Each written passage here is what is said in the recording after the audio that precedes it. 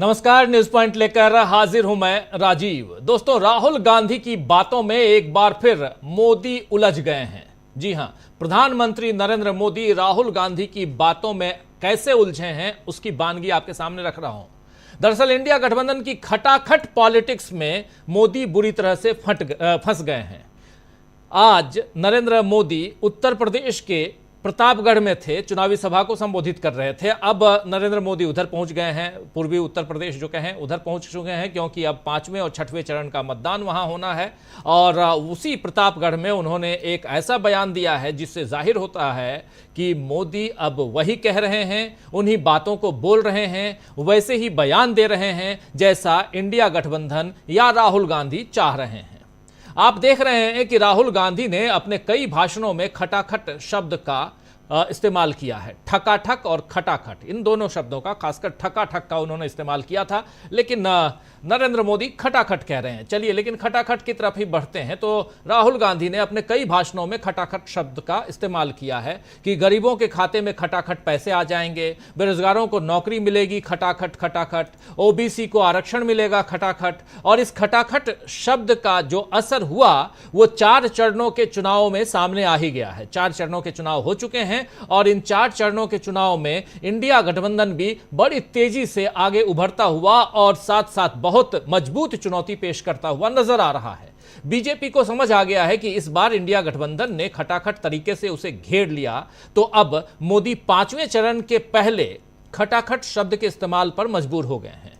मोदी ने कहा कि 4 जून के बाद इंडिया खटाखट बिखर जाएगा, शहजादे विदेश चले जाएंगे खटाखट, और बलि का बकरा ढूंढा जाएगा खटाखट। आइए जरा दोनों की बाइट जो है सुन लेते हैं। राहुल गांधी ने कब कहा और नरेंद्र मोदी ने आज क्या कुछ कहा इस खटाखट पॉलिटिक्स पर, और यहां से क्या इस खटाखट पॉलिटिक्स में नरेंद्र मोदी फंस गए हैं यह समझेंगे, और इंडिया गठबंधन और कैसे मजबूत हो गया है, कैसे इंडिया गठबंधन की ताकत और बढ़ गई है, यह भी समझेंगे। लेकिन पहले यह खटाखट पॉलिटिक्स को सुनिए। महीने के 8,500 रुपए, साल के 1 लाख रुपए, ठकाठक ठकाठक ठकाठक ठकाठक ठकाठक ठकाठक ठकाठक। पिछले 10 साल नरेंद्र मोदी जी ने 22-25 लोगों के लिए सब कुछ किया है। उन्होंने अरबपति तैयार किए, हम करोड़ों लाखपति बनाने जा रहे हैं। आप 25 अरबपति बनाओ, हम करोड़ों लाखपति बनाएंगे। महलों में पैदा होने वाले इन शहजादों को ना मेहनत की आदत है और ना ही नतीजे लाने की। इसलिए कहते हैं देश का विकास अपने आप होगा, और कहते क्या है, विकास कैसे होगा? बोले खटाखट खटाखट।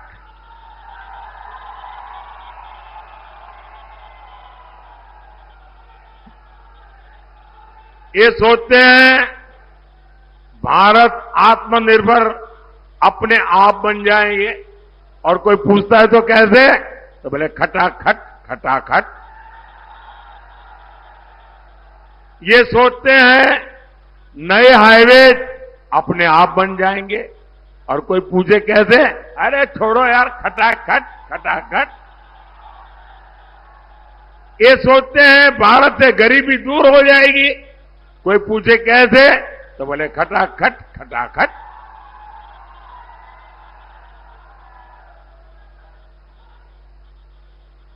अरे कोई इनके दिमाग को भी जरा बता दो कि अब रायबरेली की जनता भी खटाखट खटाखट खटाखट भेजेगी घर। अमेठी से गए, रायबरेली से भी जाएंगे। साथियों, देश चलाना सोने की चमच लेकर के पैदा हुए बच्चों का खेल नहीं है। आपसे नहीं हो पाएगा, क्योंकि 4 जून के बाद मोदी सरकार तो बनेगी ही बनेगी। देश की जनता मोदी सरकार तो बनाएगी बनाएगी, लेकिन इतना भर नहीं, और भी बहुत कुछ होने वाला है। क्या होगा मैं बताऊं? 4 जून के बाद मोदी सरकार बनेगी तो आपको पता है, और भी बहुत कुछ होगा। बताऊं क्या होगा? बताऊं? ये इंडी गठबंधन टूट करके बिखर जाएगा। तो सुन रहे थे, हालांकि यहाँ वो लास्ट शब्द यहाँ आप नहीं सुन पाए, लेकिन इंडी गठबंधन पूरी रूप से बिखर जाएगा, खटाखट खटाखट ये कह रहे हैं, पूर्ण रूप से बिखर जाएगा ये कह रहे हैं यहाँ नरेंद्र मोदी। अब मोदी अगर राहुल के शब्दों को उधार लेकर अपना प्रचार कर रहे हैं तो इसी से साफ समझ में आता है दोस्तों कि इंडिया गठबंधन मजबूत हो रहा है और बीजेपी के पास अब खास दम नहीं रह गया है। हालांकि बीजेपी अभी सत्ता में है तो वो अपना दम दिखाने की पूरी कोशिश कर रही है, लेकिन उसकी कोशिश में अब कमजोरी नजर आने लगी है। वहीं इंडिया गठबंधन में अब जिस तरह से संयुक्त प्रेस कॉन्फ्रेंस और रैलियां हो रही हैं वो भी बीजेपी के लिए चिंता की बात है। आज ही अरविंद केजरीवाल और अखिलेश यादव ने एक साथ प्रेस कॉन्फ्रेंस की है उधर लखनऊ में, और कल आपने देखा था कि कल अखिलेश यादव और मल्लिकार्जुन खड़गे ने एक साथ प्रेस कॉन्फ्रेंस की थी, जिसमें मल्लिकार्जुन खड़गे ने एक बहुत बड़ी घोषणा कर दी थी और उसमें कहा था उन्होंने कि जो 5 किलो अनाज मुफ्त अनाज की जो योजना है उसको हम 10 किलो मुफ्त अनाज लेके आएंगे, देंगे।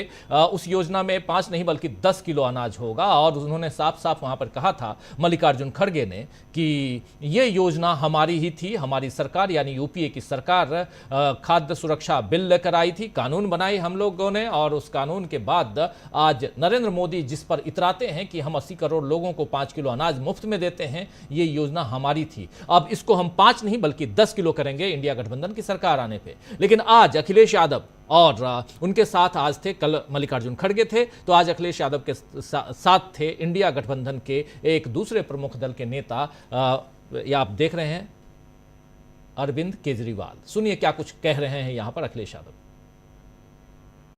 आदरणीय अरविंद केजरीवाल जी का मैं धन्यवाद देता हूं। उन्होंने बहुत महत्वपूर्ण बातें आपके सामने रखी हैं। जो देश का माहौल है और 4 चरणों में भारतीय जनता पार्टी चारों खाने चित्त हो चुकी है और उनके आंसुओं की नदी उफान में है। भारतीय जनता पार्टी जो 400 पार का नारा दे रहे थे, अब समझ में आया है 4 चरणों के बाद, वो बात तो ठीक है कि आरक्षण पे सबसे पहले हमला करेंगे, लेकिन 400 पार नारा इसीलिए दे रहे हैं कि 543 में 400 के बाद वो सीटें देख रहे हैं, तो वो केवल 143 बन रही हैं। तो वो स्वयं स्वीकार कर रहे हैं कि 143 से ज्यादा वो सीटें जीतने वाले नहीं हैं, क्योंकि 400 पार सीटें 143 ही बनती हैं और 140 करोड़ की जनता इस बार इन्हें 140 सीटों के लिए भी तरसा देगी। ये यूपी, दिल्ली और पंजाब ये 99 सीट के खेल में ही उलझ जाएंगे। यहां कुछ इन्हें हासिल होने वाला नहीं है। रोटी कपड़ा और मकान की तो लड़ाई हम लोग लड़ेंगे, लेकिन रोटी कपड़ा और मकान से पहले हमें संविधान बचाना है। संविधान बचेगा तो लोकतंत्र बचेगा, और बाबा साहब भीमराव अम्बेडकर जी का दिया हुआ संविधान ये हमें अधिकार, हमें न्याय दिलाता है। भारतीय जनता पार्टी की इस साजिश को आम तो ये प्रेस कॉन्फ्रेंस, इसमें बहुत मजेदार तथ्य यहां रख रहे हैं अखिलेश यादव और उनके साथ बैठे हुए आप देख रहे हैं अरविंद केजरीवाल को। अखिलेश यादव कह रहे हैं 400 पार का नारा ये दे रहे थे। जी हां, बिल्कुल 400 पार का नारा बिल्कुल सही है, क्योंकि 543 में से 400 घटा दीजिए तो 143 सीटें बनती हैं, और यही 143 सीटें लेकर आएंगे ये बीजेपी वाले, ये यानी नरेंद्र मोदी। 143 और 140-142 करोड़ की जनसंख्या जो है वो 140 सीट के लिए भी इन्हें तरसा देगी। ये तमाम बातें एक कॉन्फिडेंस की बात है। वो कॉन्फिडेंस अपने कार्यकर्ताओं के बीच, मतदाताओं के बीच भरने की कोशिश यहां ये दोनों नेता कर रहे हैं। इससे पहले आपने देखा था कि ये अखिलेश यादव और मल्लिकार्जुन खड़गे भी कल उन्होंने प्रेस कॉन्फ्रेंस की थी, और इधर आज ममता बनर्जी ने भी कह दिया है कि वो चुनाव के बाद इंडिया गठबंधन को बाहर से समर्थन देंगी। इसका साफ मतलब है कि उन्हें भी, यानी ममता बनर्जी को भी खबर हो रही है कि सरकार इंडिया गठबंधन की बनने जा रही है। बिहार, महाराष्ट्र और उत्तर प्रदेश, इन तीन बड़े राज्यों में इस बार बीजेपी के लिए अपने पिछले प्रदर्शन को दोहराना बहुत मुश्किल होता नजर आ रहा है। तो बिहार, उत्तर प्रदेश और महाराष्ट्र, उसके बाद तीसरा राज्य कौन सा बचता है बड़े राज्यों में? वो राज्य है पश्चिम बंगाल, जहां की मुखिया ममता बनर्जी ऐलान कर चुकी हैं आज कि इंडिया गठबंधन अभी आ रहा है और हम बाहर से उसका समर्थन करेंगे। जबकि अभी 3 चरणों का मतदान पश्चिम बंगाल में भी बाकी है दोस्तों, क्योंकि बिहार में, अब इधर थोड़ा आगे बढ़िए, बिहार में नीतीश कुमार के पलटी मारने के बाद से तेजस्वी यादव के समर्थन में लोग खड़े हो गए हैं। उत्तर प्रदेश में रायबरेली, अमेठी में तो बीजेपी का खेल बिगड़ चुका है, और इसके अलावा योगी फैक्टर मोदी को कमजोर कर रहा है। और महाराष्ट्र में भी एकनाथ शिंदे, अजीत पवार और देवेंद्र फडणवीस के सियासी खेल से अब महाविकास आघाड़ी के लिए जो है वो लहर बन रही है। मोदी ने बीते दिनों घाटकोपर में रोड शो किया था, आपको याद होगा, जबकि एक दिन पहले ही यहां तेज हवा के कारण होर्डिंग गिरने से कुछ लोगों की जान चली गई थी। 12 लोगों की जान चली गई है। अचानक तेज हवा, आंधी, तूफान, इसके कारण मुंबई में अभी 3 दिन पहले की बात है, शाम को अचानक, जैसे अभी 3-4 दिन पहले दिल्ली में आंधी तूफान दिल्ली के लोगों ने झेला था, वैसे ही दिल्ली NCR में, वैसे ही मुंबई में एक आंधी तूफान को झेलना पड़ा वहां के लोगों को, और उसमें 12 लोगों की जान एक होर्डिंग गिरने के कारण चली गई। और उसी बगल में घाटकोपर में रोड शो कर रहे थे दूसरे दिन नरेंद्र मोदी, ठीक दूसरे दिन पहुंचे थे नरेंद्र मोदी। लोगों की जान जाए उन्हें, लेकिन कोई तकलीफ ना हो, ये मोदी की कौन सी राजनीति है? आखिर क्या कारण था, कौन सी राजनीति है कि आप अपनी उस सभा को रोक नहीं सकते थे? ये बात लेकिन वहां के लोगों को खटकने लगी है, और ये बात मैं यहां इसलिए रख रहा हूं क्योंकि वहां के लोगों ने मुझे बताई है, इसलिए ये बात रख रहा हूं। और इसी खटकने में अब खटाखट कौन जाएगा, इसकी चर्चा हम करेंगे। ये जब लोगों को ऐसी बातें खटकने लगती हैं कि हमारे यहां इतने लोगों की जान चली गई लेकिन नरेंद्र मोदी रोड शो कर रहे हैं, तो इस खटकने के कारण खटाखट कौन जा रहा है, इस कुर्सी से उतर रहा है, इसकी चर्चा तो आज जरूरी है दोस्तों। आज हम भी इसी पर चर्चा करेंगे कि क्या मोदी खटाखट की पॉलिटिक्स में फंस गए हैं, क्या नरेंद्र मोदी खटाखट पॉलिटिक्स में फंस गए हैं? ये सबसे बड़ा सवाल है। और सवाल यह भी है कि ममता बनर्जी आज 4 चरणों के मतदान के बाद ऐलानिया तौर पर क्यों कह रही हैं कि इंडिया गठबंधन को हम बाहर से समर्थन देंगे? ये बात तो वो पहले भी कह सकती थी, और ये बात वो 4 जून को भी कह सकती थी, 1 तारीख के बाद भी कह सकती थी, लेकिन आज क्यों कह रही हैं? क्या ममता बनर्जी को ये आभास हो गया है कि इंडिया गठबंधन की सरकार बन रही है? और 42 सीटों वाले इस बड़े राज्य पश्चिम बंगाल की मुखिया को अगर ये एहसास हो रहा है, तो इसका मतलब है कि देश में हवा जो है उल्टी दिशा में बहना शुरू हो चुकी है, या हवा ने अपनी दिशा बदल ली है, ये कहें तो ज्यादा ठीक होगा। चलिए, इन्हीं तमाम मसलों पे चर्चा करेंगे। हमारे साथ कुछ वरिष्ठ साथी जुड़े हुए हैं, उन सबसे पहले आपका परिचय करवाता हूं और आगे बढ़ते हैं। हमारे साथ इस वक्त 7 वरिष्ठ साथी जुड़े हुए हैं। जयशंकर जी हमारे साथी, एग्जीक्यूटिव एडिटर हमारे, सीनियर जर्नलिस्ट हमारे तमाम साथी, देखिए राहुल लाल जी हैं, डॉक्टर प्रकाश हिंदुस्तानी जी हैं, डॉक्टर राकेश पाठक जी हैं, प्रशांत टंडन जी हैं, डॉक्टर दीपक पाचपोर जी हैं और अमलिंदु उपाध्याय जी हैं। आप सभी का स्वागत है, इस्तकबाल है। स्वागत इस्तकबाल आप तमाम दोस्त साथी शुभचिंतक आप सबका जो अब तक जुड़ चुके हैं, जो जुड़ने वाले हैं इस कार्यक्रम में। सीधा आना चाहता हूं सबसे पहले डॉक्टर राकेश पाठक जी आपके पास। मध्य प्रदेश का चुनाव भी खत्म हो चुका है शायद, या अभी बाकी है, मुझे ध्यान नहीं आ रहा, खत्म हो गया है शायद, हाँ अभी खत्म हो गया। मध्य प्रदेश खत्म हो गया, लेकिन इधर का अब पूरा का पूरा फोकस जो है उत्तर भारत और पूर्वी भारत में है, और यहाँ पर अब खटाखट पॉलिटिक्स, और उसमें भी आज नरेंद्र मोदी उस एरिया में थे जो एरिया अभी अभी हमारे साथी जयशंकर जी घूम के आए हैं, उनसे भी समझेंगे जब उनके पास आएंगे तो। लेकिन मध्य प्रदेश से इधर की हवा क्या कुछ कहती है, ये जरा आपके जरिए समझूं, क्योंकि ये हवा के रुख की बात शुरुआत में पहले फेज की जब पोलिंग होनी थी तब भी अखिलेश यादव ने यह बात कही थी कि पश्चिमी उत्तर प्रदेश की हवा पूरब तक जाते जाते बिल्कुल मौसम बदल देगी। क्या आपको भी लगता है मौसम बदलता जा रहा है? क्या ममता बनर्जी का बयान कुछ मायने रखता है? और क्यों आखिर नरेंद्र मोदी को इस खटाखट पॉलिटिक्स में, राहुल गांधी के इस खटाखट पॉलिटिक्स में उलझना पड़ा नरेंद्र मोदी को? यह सब समझें आपके जरिए। जी डॉक्टर साहब, मौसम बदल रहा है, इसकी बानगी तो खुद प्रधानमंत्री नरेंद्र मोदी के बयान दे रहे हैं। जिस तरह वे राहुल गांधी के ट्रैप में फंसे हुए हैं, दिन रात 24 घंटे राहुल का नाम जपते हैं, कभी शहजादा कहते हैं, कभी खटाखट का मुहावरा राहुल गांधी के जवाब में वे खुद इस्तेमाल करते हैं।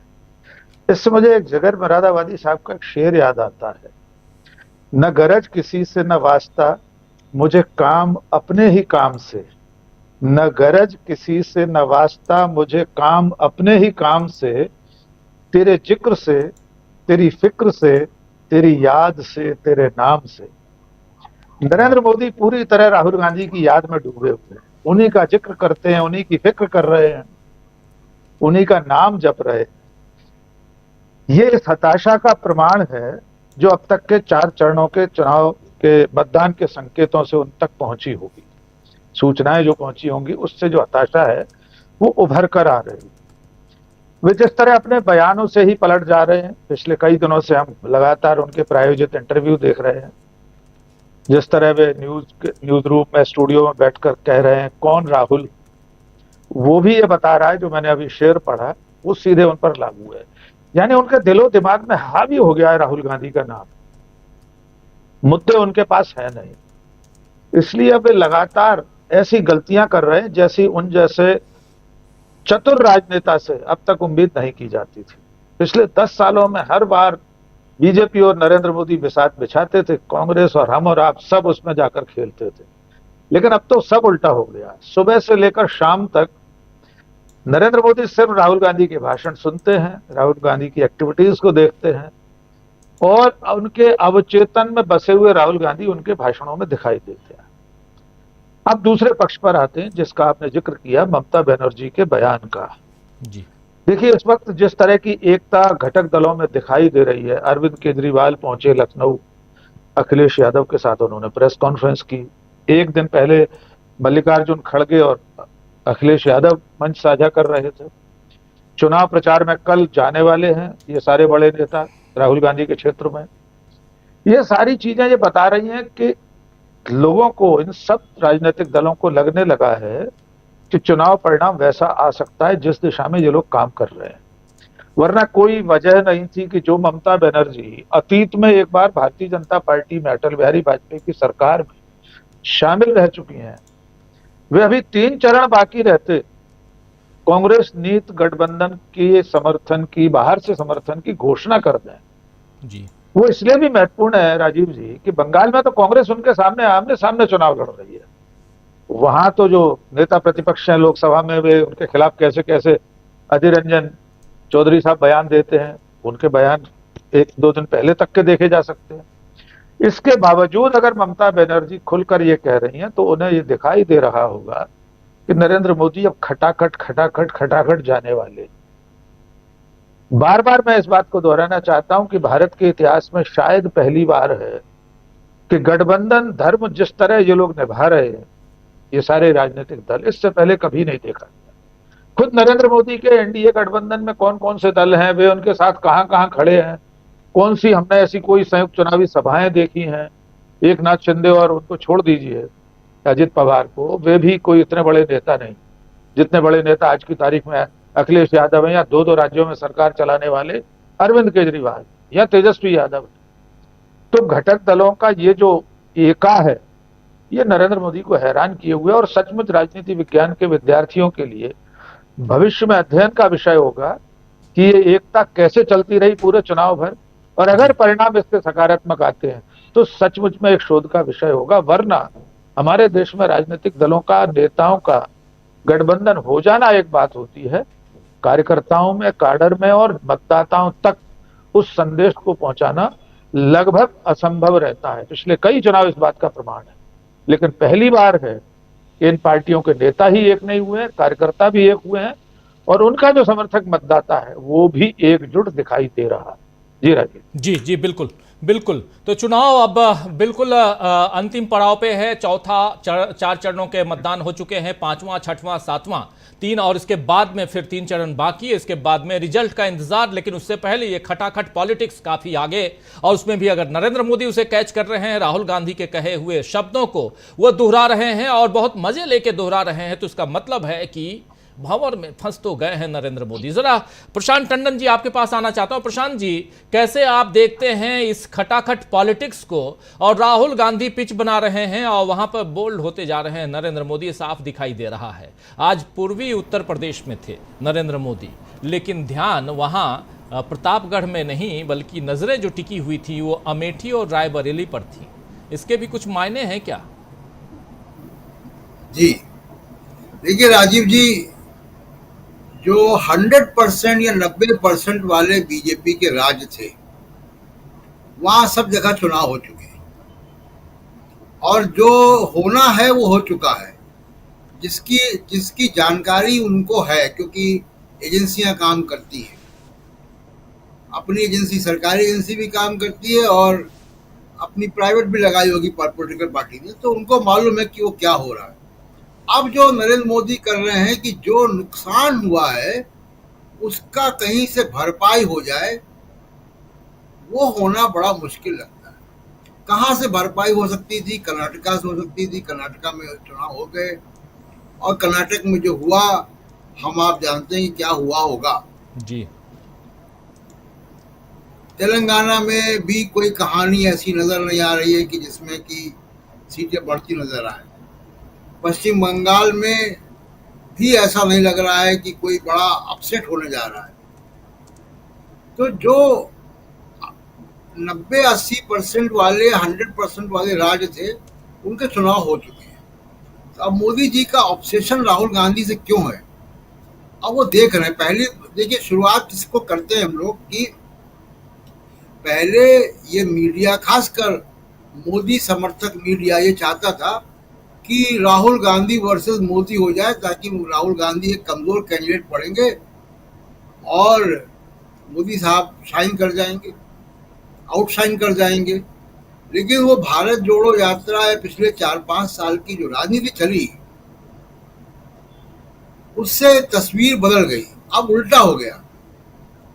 अब मोदी साहब नहीं चाहते हैं कि राहुल गांधी से उनका मुकाबला हो, लेकिन मुकाबला तो हो गया। अब जब मुकाबला हो ही गया है, तो अब वो पहले कोशिश की उनके ब्रांड को डैमेज करने की, नहीं हो पाया, कामयाब नहीं हुए। एक इलेक्शन में कामयाब हो गए, 2014 में, 2019 में कामयाब हो गए, लेकिन अब कामयाब नहीं हुए, वो फेल हो गया प्रोजेक्ट। तो अब कैसे करें? अब उनको राहुल गांधी से मुकाबला करना पड़ रहा है। अब राहुल गांधी से मुकाबला कैसे कर पाएंगे? पहली बात कि जो बौद्धिक स्तर है उसमें मुकाबला नहीं हो सकता। जो नए तरीके के प्रचार के माध्यम राहुल गांधी इस्तेमाल करते हैं, उसमें नहीं हो सकता। कि ब्लॉग बना देते हैं, वो वीडियो बना देते हैं, वो अडानी को एक्सपोज कर रहे हैं, वो इनको एक्सपोज कर रहे हैं, इससे नहीं हो सकता। इंडिया गठबंधन की एकता से नहीं हो सकता, जो भी डॉक्टर राकेश पाठक बता रहे थे। तो तमाम मुकाबलों में वो है नहीं मामला। और हिंदू मुसलमान कार्ड अब उतना नहीं चल रहा है जितना कि इनको उम्मीद थी। राम मंदिर कार्ड नहीं चल रहा है। और राम मंदिर के बारे में बता दूं राजीव जी, मैं तो अयोध्या होकर भी आया था जी। और मैं उसी इलाके का हूं। देखिए, राम मंदिर जो अब बना है वो दिल्ली के अक्षरधाम मंदिर जैसा ही हो जाएगा। एक दर्शनीय टूरिस्ट प्लेस, लोग जाएंगे वहां पे, लेकिन वो चुनाव को प्रभावित कर पाएगा, ये अब मुश्किल है जी। तो वो एक नया मंदिर जो है, वो आप देखते होंगे ना कि कोई भी जब कोई मंदिर के बारे में बात करता है तो हमेशा कहता है प्राचीन मंदिर, शंकर भगवान का प्राचीन मंदिर, हनुमान जी का प्राचीन मंदिर जी। उसको प्राचीन मंदिर नहीं कह सकते। आज भी मेरी अयोध्या बात होती रहती है, आज भी और हमारे दर्शकों में से कोई अयोध्या का होगा वो बताएगा, आज भी हनुमानगढ़ी के मंदिर में ज्यादा लोग जाते हैं।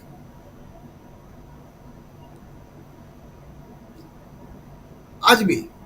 तो ये तमाम सारे जो कार्ड हैं वो चल नहीं रहे हैं। तो जाहिर सी बात है कि खींच तो होगी।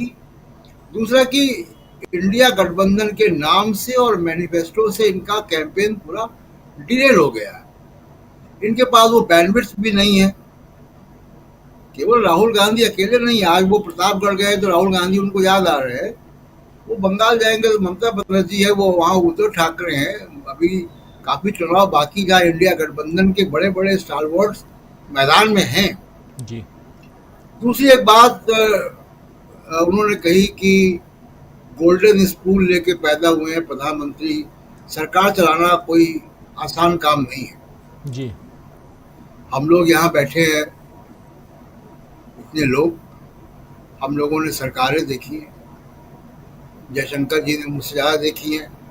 5-6 प्रधानमंत्रियों को तो मैंने देखा है अपनी रिपोर्टिंग में।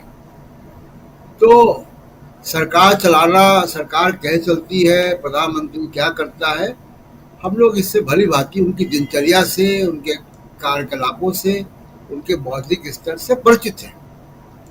मैं कभी कभी सोचता हूँ राजीव जी कि मैंने कभी मतलब सोच भी नहीं पाता हूँ कि क्या प्रधानमंत्री 30-40 पेज के पॉलिसी डॉक्यूमेंट पढ़ते होंगे नरेंद्र मोदी? क्या उन्होंने कभी डिक्टेशन दिया होगा 3-4 पढ़ने का किसी पॉलिसी पे? क्या वो स्ट्रेटेजिक अफेयर्स में या फॉरेन पॉलिसी में 5-6 ब्यूरोक्रेट्स के साथ गहन चर्चा करते होंगे? क्या कभी उनके भाषणों में किसी किताब का या किसी विचारक का चर्चा आई, जिक्र आया? कभी कोई ऐसा व्याख्यान याद आता है कि उन्होंने दिया हो जो कि बड़ा याद रखा जाए किसी यूनिवर्सिटी में, कहीं और? तो ऐसा, ये इसकी खोज, इसकी रिसर्च की आवश्यकता है। इस बारे में मुझे संज्ञान में नहीं आया।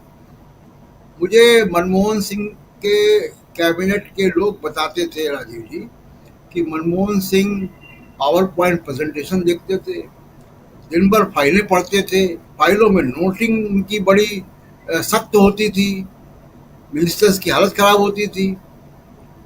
कई मिनिस्टर तो कहते थे कि जो हेडमास्टर है वो। जी। नरेंद्र मोदी से मिलकर आए हुए लोग कभी ये नहीं बताते मुझे। उनके व्यक्तित्व की चर्चा करेंगे, बड़ा और मिल गए और भगवान और भक्त वाला जो पूरा, लेकिन ऐसी कोई बात उन्होंने कर दी हो, ऐसी कोई नई बौद्धिक चर्चा की हो किसी से, ऐसा लोग बता नहीं पाते। तो ये गोल्डन स्पून वगैरह की बात ना करें, क्योंकि यहाँ पे देश ने बहुत से प्रधानमंत्री देखे हैं और प्रधानमंत्रियों का कार्यकलाप क्या होता है वो भी जानते हैं, और इनका अभी तक सामने आया नहीं है। मेरी शिनाख्त में नहीं आया कि ऐसा भी करते हो जैसा बाकी प्रधानमंत्री करते थे। बिल्कुल सही आप कह रहे हैं, बाकी प्रधानमंत्री जो कुछ करते थे देश चलाना, बिल्कुल प्रधानमंत्री नरेंद्र मोदी ने भी बहुत सही कहा है कि देश चलाना बहुत आसान नहीं है। लेकिन क्या प्रधानमंत्री नरेंद्र मोदी पिछले 10 साल में देश बहुत आराम से चला रहे हैं, आसानी से चला रहे हैं, या देश चलाना उन्हीं को आता है? सोने के चम्मच लेकर पैदा हुए लोगों को देश चलाना नहीं आता क्या देश चलाने के लिए ये भी क्राइटेरिया है कि आपको चाय बेचना ही पड़ेगा, लेकिन क्या आप झूठ बोलना छोड़ देंगे? ये सब भी तो है, बहुत कुछ है जिस पे बहुत सारी बातें आएंगी। लेकिन यहाँ हम खटाखट पॉलिटिक्स की बात खटाखट कर रहे हैं, और इस खटाखट पॉलिटिक्स में कैसे नरेंद्र मोदी फंस गए हैं, कैसे उनकी पॉलिटिक्स फंस गई है, और कैसे खुद को फंसाते जा रहे हैं। देखिए, एक नहीं, जरा आना चाहता हूँ जयशंकर जी, आपके पास आना चाहता हूँ पहले, और फिर तमाम साथियों के बीच ज़रा कुछ चीज़ें आपके ज़रिए भी इस कार्यक्रम में रखना चाहता हूँ। एक ये कि पूर्वी उत्तर भारत में, अब पूर्वी उत्तर प्रदेश में खासकर आज प्रधानमंत्री नरेंद्र मोदी जो बातें कर रहे थे, और आप देखिए पिछले दिनों उन्होंने राहुल गांधी जो बात पिछले 10 साल से कह रहे थे, 2 व्यापारियों का नाम ले रहे थे, एक अदानी दूसरा अंबानी, वो भी बोल दिए खटाखट पैसे डालेंगे, 8,500 रुपये हर महीने, ये राहुल गांधी कहते आए हैं। नौकरी खटाखट हम देंगे, ये राहुल गांधी कहते आए हैं। 30 लाख नौकरी खटाखट। ये तमाम बातें आज इनको क्यों कहना पड़ रही हैं? इंडिया गठबंधन का जिक्र आज फिर से देखिए, जो 4 तारीख से मुझे जहां तक ध्यान आ रहा है, सबसे पहले तो इंडिया गठबंधन के नाम के बाद से, फॉर्मेशन के बाद से नरेंद्र मोदी थोड़े से परेशान थे, लेकिन 4 तारीख को जब इनका मैनिफेस्टो आया है उसके बाद से थोड़ा और उनकी परेशानी बढ़ी है और एक लंबा समय गुजारा है, लगभग महीने भर से ज्यादा का समय, और उसके बाद 1.5 महीने का समय कह लें, उसके बाद फिर से अब रिवर्स गियर पे चले गए हैं, फिर से इंडिया गठबंधन और 4 तारीख की बात अब कर रहे हैं। यानी कहीं ना कहीं नरेंद्र मोदी को अब जैसे जैसे रिजल्ट का दिन सामने आ रहा है, जल्दी आ रहा है, करीब आ रहा है, वैसे वैसे नरेंद्र मोदी को वो डर सता रहा है क्या? और अगर डर सता रहा है तो क्या चीज का डर? क्या अभी तक विकास की गाथा जो गाते आए हैं वो सामने नहीं रखने का डर? क्या कोई मुद्दा नहीं गिना पाने का डर? किस मुद्दे पर आखिर नरेंद्र मोदी चुनाव लड़ रहे हैं, ये पूछा जाए तो क्या बताएंगे नरेंद्र मोदी? चलिए आपसे ही पूछना चाहता हूं, पूर्वी उत्तर प्रदेश से लेकर मुद्दों तक अगर आया जाए तो क्या अभी तक कौन सा कार्ड चल रहे हैं, कौन सा मुद्दा है इनके पास? सोचने की कोशिश करता हूं मैं भी। नहीं राजीव जी, ये तो भाजपा के लोग भी समझ नहीं पा रहे हैं। वो भी नहीं समझ पा रहे हैं कि मोदी जी जो बोल रहे हैं वो क्यों बोल रहे हैं, क्या बोल रहे हैं, उसके क्या निहितार्थ हैं, किसी को समझ में नहीं आ रहा। हमसे कई लोग पूछ रहे थे कि साहब वो अडानी और अंबानी का एकाएक जिक्र उन्होंने क्यों कर दिया? अभी तक तो कभी वो नाम भी नहीं लेते थे, तो क्यों उन्होंने जिक्र कर दिया? हमने कहा कि भाई देखिए, तो अमित शाह जी और मोदी जी एक दूसरे की बात को समझते हैं, जानते हैं, बाकी लोग तो कुछ जानते नहीं है। लेकिन ये जरूर उन्होंने अपने आप को एक्सपोज कर लिया कि हाँ भाई, टेम्पो भर के उनके पास पैसे जाते थे, तो शायद हो सकता है उनको लगा होगा कि नहीं अब ये राहुल गांधी और कांग्रेस के पास भी जा रहे होंगे। तो अभी तक तो कुछ हुआ नहीं, राहुल गांधी उस पर भारी पड़ गए। उन्होंने कहा कि भाई अगर आपको मालूम है कि अडानी अंबानी के पास काला धन है और वो टेम्पो से पैसा भेजते हैं, तो आपकी ईडी और सीबीआई घर में क्यों बैठी है? उस पर छापा डालिए, पकड़वाइए और निकालिए काला धन।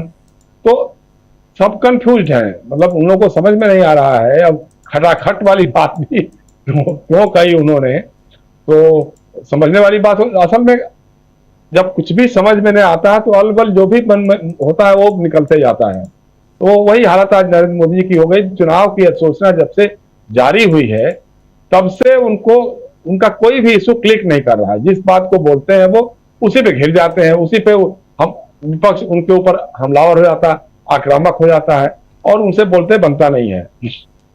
तो सबसे बड़ा कारण तो ये है। पूर्वी उत्तर प्रदेश में देखिए अभी क्या है कि भाजपा के लोगों से कुछ लोगों से बातें हो रही थी, तो उनका है कि साहब जो ये बात सही है कि चारों राउंड में बहुत खराब गया है, तो अब उनकी कोशिश ये है कि जो बचा खुचा 3 राउंड का चुनाव है उसमें पूरी ताकत को झोंक दिया जाए।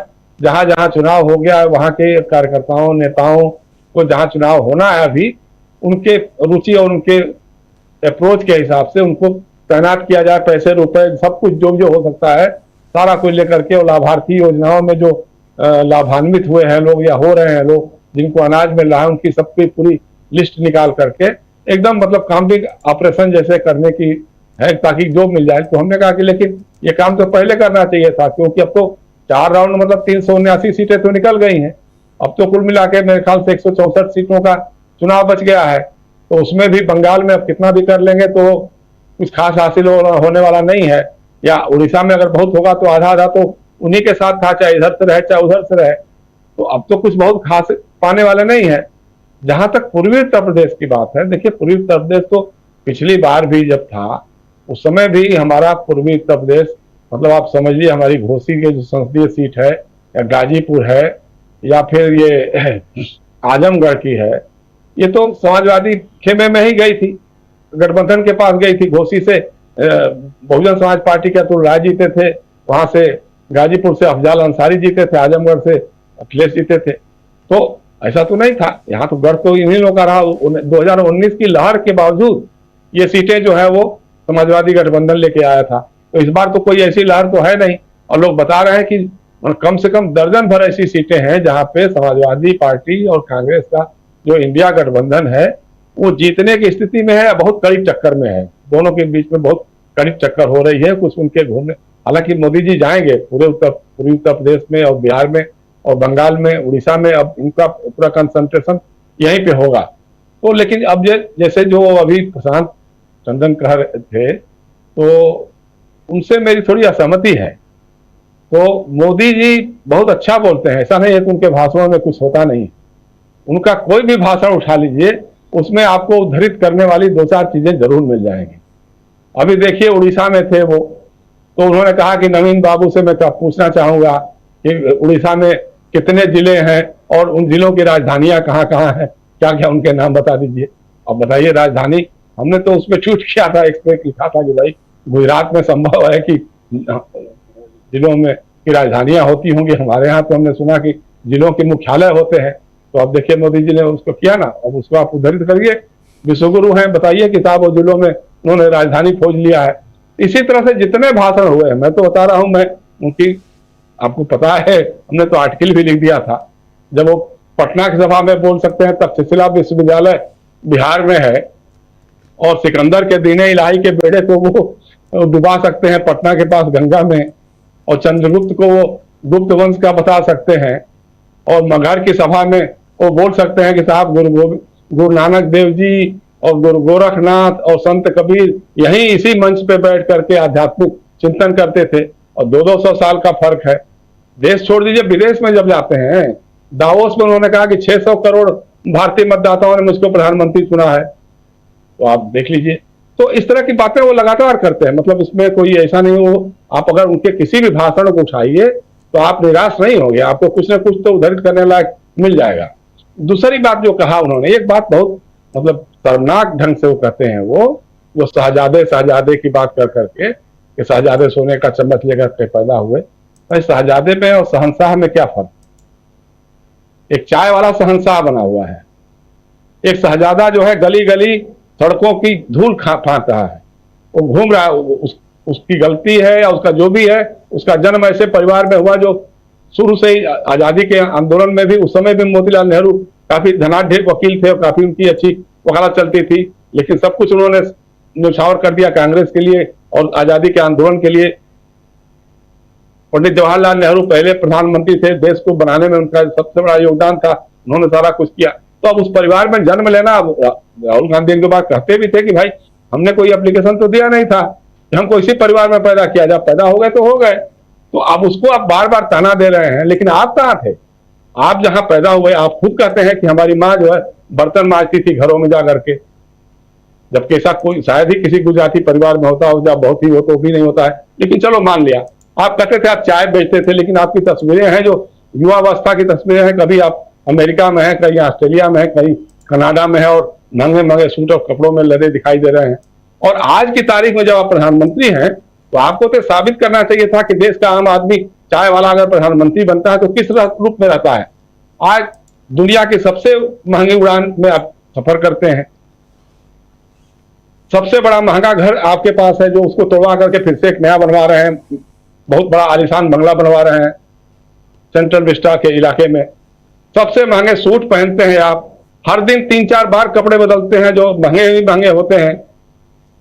सबसे महंगी घड़ी आपके हाथ में, सबसे महंगा चश्मा आपके नाक और कान के बीच में, सबसे महंगा जूते सबसे महंगे आपके, मशरूम खाते हैं जो दुनिया में सबसे महंगा मशरूम है वो आप खाते हैं। तो एक चाय वाला जब प्रधानमंत्री बनता है तो वो कैसा होता है, और एक जो शहजादा जिसको आप बोलते हैं कि जो सोने की चम्मच लेकर पैदा हुआ, वो क्या कर रहा है? फर्क सबके सामने है। तो लोग कहीं ना कहीं वो अपने अंतर्विरोधों में जीते हैं। और एक बात और उन्होंने कही, और चूंकि देखिए विश्वगुरु हैं, उनकी शिक्षा के बारे में हम ज्यादा कमेंट नहीं करना चाहते हैं, लेकिन अब उन्होंने कहा कि साहब वो शहजादे क्या जाने राज कैसे होता है, राज कैसे किया जाता है, भारत को आत्मनिर्भर कैसे बनाया जाता है। अरे भाई आपको पता ही नहीं है, आप अपने लोगों से पता कराइए। एक जमाना था जब भारत में अनाज आता था अमेरिका से, PL 480 का समझौता होता था, उसको कृषि क्रांति के बाद किसने रद्द कराया? PL 480 के हम लोग उस समय जब बच्चे थे पढ़ते थे, उस समय नारा लगाते थे प्रभात फेरियों में कि PL 480 का समझौता रद्द कराना है। उस समझौते को कांग्रेस की सरकार ने रद्द किया। श्वेत क्रांति हुई, कृषि क्रांति हुई इसी देश में, ये सब कांग्रेस के रिजीम में हुई, कांग्रेस सरकार थी उस समय। तो आत्मनिर्भर भारत तो कांग्रेस ने बनाया, आपने क्या बनाया? आपने एक बिचौलिया देश बना दिया, जो दुनिया के बाजारों में, जो दुनिया के कल कारखानों में जो पैदा होता है, उस माल के हम आयातक हैं, उस माल को हम यहाँ अपना लेबल लगा करके चस्पा करके उसको हम बेचते हैं, असेंबल करके बेचते हैं। हमारा तो कोई प्रोडक्शन यूनिट है नहीं। तो आपने तो उस ढंग का भारत बना दिया। तो अगर राहुल गांधी जिस ढंग से बातें कर रहे हैं, वो जो बातें उनकी इतनी अपील हो रही हैं उनके चुनाव घोषणा पत्र को लेकर के, लोग खासतौर से युवा तबके में जो एकदम नया तरह से हुआ कि नहीं साहब ये आदमी देश के बारे में अच्छी तरह समझता है, अच्छी नब्ज पर उसकी पकड़ है और वो ही इस देश में कुछ अब कर सकता है। हमारे लिए, किसानों के लिए, जवानों के लिए, नौजवानों के लिए, सबके लिए अगर कुछ करेगा तो कांग्रेस और इंडिया अलायंस ही करेगा। ये सबके दिमाग में घुस गई ये बात। अब इसको लेकर के प्रधानमंत्री जी बहुत विचलित हैं। अब उनके मुंह से कभी कुछ निकलता, हमने तो एक बार पहले भी कहा था, इसी मंच से कहा था कि देखिएगा जब चरण पर दर चरण चुनाव बढ़ते जाएंगे तो उनके मुंह से और सुभाषित झरने लग जाएंगे। बहुत सारे अभी सुभाषित बचे हुए हैं जो आप सुनने को मिलेगा आपको। तो ये सब चीजें हैं। और एक चीज जैसे अभी मल्लिकार्जुन खड़गे ने कहा है, वो बहुत बड़ी बात है कि 5 किलो अनाज की, क्योंकि इनकी सबसे बड़ी जमा पूंजी आज की तारीख में यही है कि वो कहते हैं कि साहब हमने जो लाभार्थी योजना दी, 5 किलो अनाज घर घर पहुंचा दिया, तो वो हमारा सबसे बड़ा वोट बैंक है। ये भाजपा के लोग भी कहते हैं कि आप देखिएगा ग्रामीण इलाकों में जाइएगा, खासतौर से गरीब महिलाएं जो है वो मोदी जी का नाम लेती हैं। तो कांग्रेस ने जो किया है ये कि हम 10 किलो अनाज देंगे, लेकिन अगर ये बात पहले कर दी गई होती, यही चुनाव घोषणा पत्र में आ गया होता, अथवा और पहले कही गई थी, तो और हालांकि 4 चरण में उनका जो होना था जो निपट चुका है, हो गया है। लेकिन ये भी काफी अपील करेगा लोगों में कि भाई राहुल गांधी अगर कहते हैं कांग्रेस कहती है तो वो काम करती है। तो इसका मतलब कि अगर ये मल्लिकार्जुन खड़गे या कांग्रेस के लोग कह रहे हैं कि हम ज्यादा देंगे अनाज, उनसे ज्यादा अनाज देंगे, और महिलाओं के लिए जो पैसा देने की बात है, युवाओं के लिए जो पैसा देने की बात है, और ये सब मुफ्त में नहीं, वो कुछ ना कुछ उसके बदले काम भी लेंगे। जैसे फूड सिक्योरिटी जब लागू किया था तो उसी में मनरेगा और ये सब योजनाएं चली थी, तो भाई आपकी वो ये भी एहसास हो कि हम कुछ कर रहे हैं, करके कमा रहे हैं, करके खा रहे हैं, ये नहीं कि निठल्ला बैठ करके खा रहे हैं, तो उससे बात नहीं बनने वाली। तो मेरे ख्याल से ये सब चीजें हैं जिसको लेकर के वो लगातार परेशान होते जा रहे हैं। उनको समझ में नहीं आ रहा कि क्या हम कौन सा इशू उछालें जो क्लिक कर जाए, क्योंकि एक भी इशू अभी तक उनका क्लिक नहीं हो पाया है। जी राजीव जी। बिल्कुल बिल्कुल आप सही कह रहे हैं। इशू जो है वो समझने की कोशिश, 7 चरणों का मतदान और ये चुनाव, और उसमें अगर नरेंद्र मोदी या उनकी पार्टी अभी तक कोई इशू लेकर नहीं आ पाई, तो ये अपने आप में इतनी बड़ी पार्टी होने का दावा करने वाली बीजेपी के लिए ये चुनाव कितना मुश्किल भरा चुनाव हो सकता है, इसका अंदाज़ा आप लगा सकते हैं। ज़रा आना चाहता हूं डॉक्टर प्रकाश हिंदुस्तानी जी आपके पास। क्या आपको भी लगता है, जरा खोजने की कोशिश कीजिए, कौन सा मुद्दा है जिस मुद्दे पे बीजेपी चुनाव लड़ रही है? अगर इसको ढूंढा जाए, खोजा जाए, कुछ सुनाई, कुछ दिखाई, कुछ अभी तक आपको कुछ समझ में आया क्या? कुछ पढ़ता है, दिखाई? राजीव जी बहुत बहुत शुक्रिया। मुझे ये लगता है कि बीजेपी 4 चरणों के चुनाव के बाद अब भी उसी मुद्दे पर है जिस पर 2014 में थी।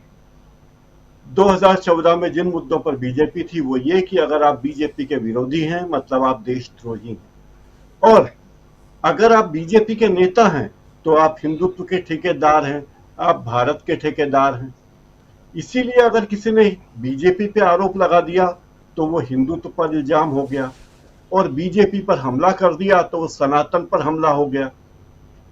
बीजेपी से सवाल करने का मतलब यह है कि ईडी, सीबीआई, इनकम टैक्स का छापा पड़ेगा, और बीजेपी मतलब हिंदुत्व। बीजेपी जीतेगी तो हिंदुत्व जीतेगा, बीजेपी हारेगी तो हिंदुत्व हारेगा। बीजेपी कोई गलती नहीं करती, ये प्रधानमंत्री और गृह मंत्री का मानना है। बीजेपी प्रयोग करती है। प्रयोग ये किया कि हर्षवर्धन को मुख्यमंत्री नहीं बनाया, किरण बेदी को मुख्यमंत्री के रूप में प्रस्तुत किया, बीजेपी हार गई। लेकिन ये गलती नहीं थी, ये तो प्रयोग था। तो बीजेपी केवल प्रयोग करती है, कोई गलती नहीं करती। भजन लाल शर्मा को छत्तीसगढ़ को राजस्थान में सीएम बनाया, ये एक प्रयोग है। तो बीजेपी प्रयोग करने के लिए जानी जाती है, और बीजेपी का मतलब ही है देशभक्ति। बीजेपी अगर देशभक्ति है तो जो बीजेपी का विरोध करेगा वो देश का विरोधी है। और बीजेपी चूंकि हिंदुत्व की ठेकेदार है, तो बीजेपी को गाली देने का मतलब ये हुआ कि आप हिंदुत्व को गाली दे रहे हैं, सनातन को गाली दे रहे हैं।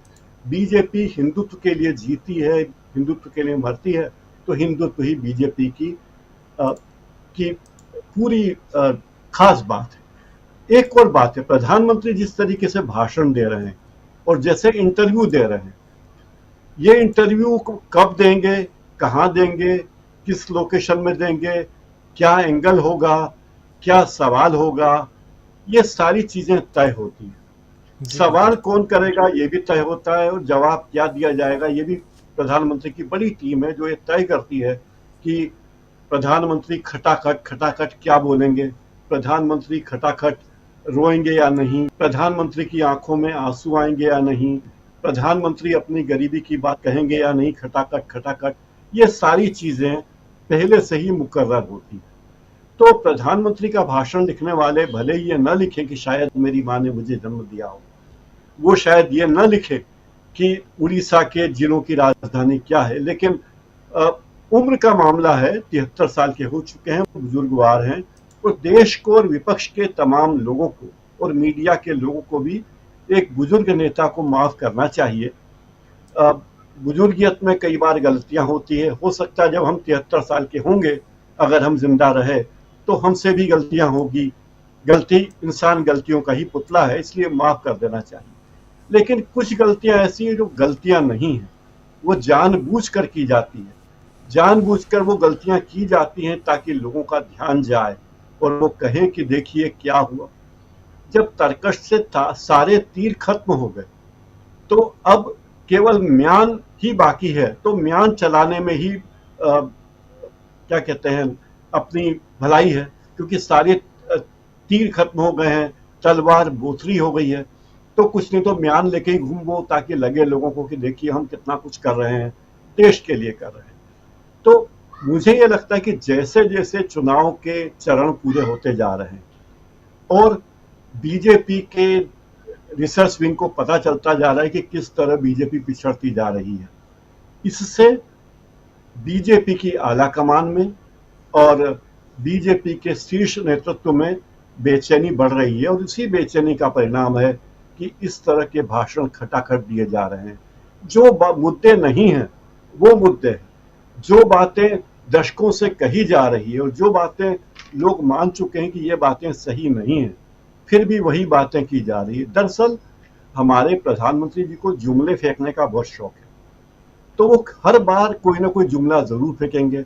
उन्हें लगता है कि भाषण में कुछ ऐसी बात होनी चाहिए कि उसका विजुअल इम्पैक्ट हो, उसमें कोई ऐसा डायलॉग हो जो ट्रोल आर्मी आगे दोहरा सके, उसमें कुछ ऐसा एंगल हो ये लगे कि वो गंगा के तट पर क्रूज में क्या चहलकदमी कर रहे हैं और कोई दूसरा आदमी नहीं दिखता, तो बड़ा विचित्र है।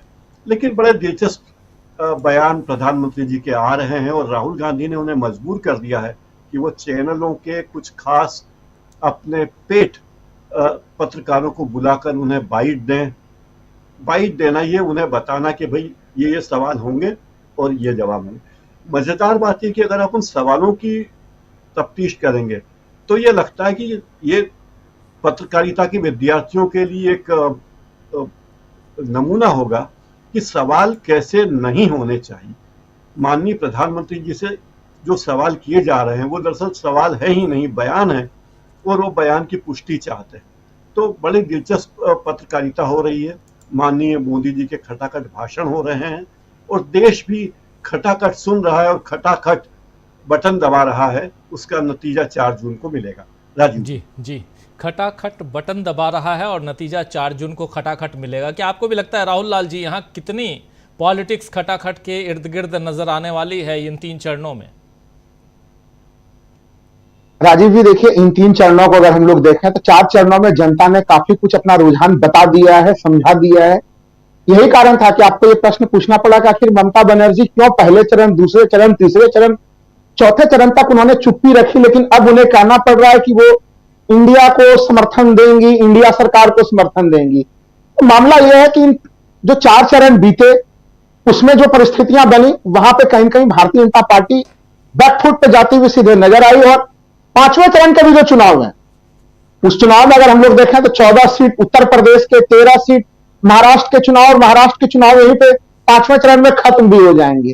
तो एक बड़े संकेत है इन चुनावों को लेकर। मैंने देखिए उत्तर प्रदेश को लेकर राजीव जी शुरुआत से ही आपके कार्यक्रम में कहा है कि पश्चिमी यूपी से जो एक लहर उठी थी उस समय, वो अब कहीं कहीं पूर्वी यूपी तक जाते जाते अब उसमें बड़ी तेजी हो चुकी है। मतलब वो अब और वेग उसका काफी मजबूत हो चुका है। और देखिए इसके कितने इंटरेस्टिंग फैक्ट हम लोगों को अलग अलग ढंग से नजर आते हैं कि देखिए ये चुनाव जिसमें कि कहा जा रहा था कि नहीं यादव, मुस्लिम और कुछ अन्य लोग रहेंगे, वही होंगे और उनका कोई बहुत ज्यादा उत्तर प्रदेश में प्रभाव नहीं पड़ना। ये इस तरह से लोग आलोचना कर रहे थे गठबंधन को उत्तर प्रदेश में लेके। आज स्थितियां क्या है? दलित तबका, आज हम लोग अगर 5वें चरण की हम लोग तुलना करें तो दलित तबका चाहे उत्तर प्रदेश हो चाहे महाराष्ट्र हो, एकदम बिल्कुल एक तरह से एकजुट होते हुए नजर आ रहा है और वो कहीं कहीं इंडिया के साथ जाता हुआ दिख रहा है। मतलब अलग अलग परिवेश के राज्य, अलग अलग माहौल वाले राज्य, लेकिन पैटर्न हम लोगों को कितनी समान दिख रही है। उत्तर प्रदेश में हम लोग कभी कल्पना नहीं कर सकते थे जब से कल्याण सिंह राजनीति में आए कि लोक समुदाय के लोग जो है बीजेपी के कितने प्रतिबद्ध वोटर होते थे। कल्याण सिंह के बेटे को जो है उन्होंने वोट नहीं दिया, उन लोगों ने नाराजगी की स्थिति रही। दूसरे अन्य सीटों पर भी हम लोगों ने देखा कि वो समुदाय जो है तो जिसको बीजेपी मानती थी कि वो हमारा अपना समुदाय है, उसका वोट तो हमें मिलेगा ही मिलेगा। राहुल गांधी के सामाजिक न्याय के नारे के सामने में, राहुल गांधी के बुनियादी मामलों के सामने में, अखिलेश यादव के पीडीए के मामले में उन तमाम समीकरणों को ध्वस्त कर दिया। अभी जब ये चुनाव बुंदेलखंड में भी होगा, वहां पे भी अलग अलग सीटों पर समीकरणों पर आंख डालिए, तस्वीरें बिल्कुल बदली हुई है।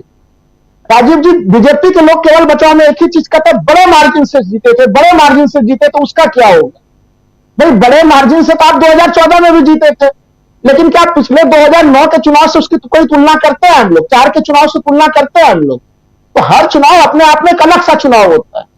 तो आप पिछले चुनाव का रेफरेंस देके कब तक जो है कि अपना जनता को कन्विंस करने का प्रयास कीजिएगा। मैं अभी बनारस गया था राजीव जी, और बनारस में चूंकि बनारस की स्थितियों को बड़ा बदलते हुए देखा हमने। बनारस में लोग अब वहां पे प्रधानमंत्री जी के लिए जो जैसे प्रधानमंत्री ने गंगा सप्तमी के दिन जो है वहां पे वो उन्होंने गंगा पे पूजा की, लेकिन अब डुबकी नहीं लगाई। देखिए, आप हिंदुत्व को लेकर बहुत आप ताना बाना बोलते हैं। आप गंगा सप्तमी के दिन, भाई हिंदू धर्म में परंपरा है कि आप गंगा में डुबकी लगाएं, प्रधानमंत्री डुबकी लगाने से बच गए। बनारस वासियों को ये भी बुरा लग गया। मैंने कई लोगों से पूछा तो कई लोगों ने, जो बीजेपी के कट्टर समर्थक थे, उन लोगों ने खुल के कह दिए, और वो भी काशी विश्वनाथ कॉरिडोर के आसपास के हिस्से में, कि भाई हम लोग अब इस बार वोट तो दे रहे हैं बीजेपी को, मोदी जी को वोट देंगे, लेकिन प्रधानमंत्री चुनने के लिए वोट नहीं दे रहे हैं, विपक्ष के बड़े नेता के रूप में वोट दे रहे हैं।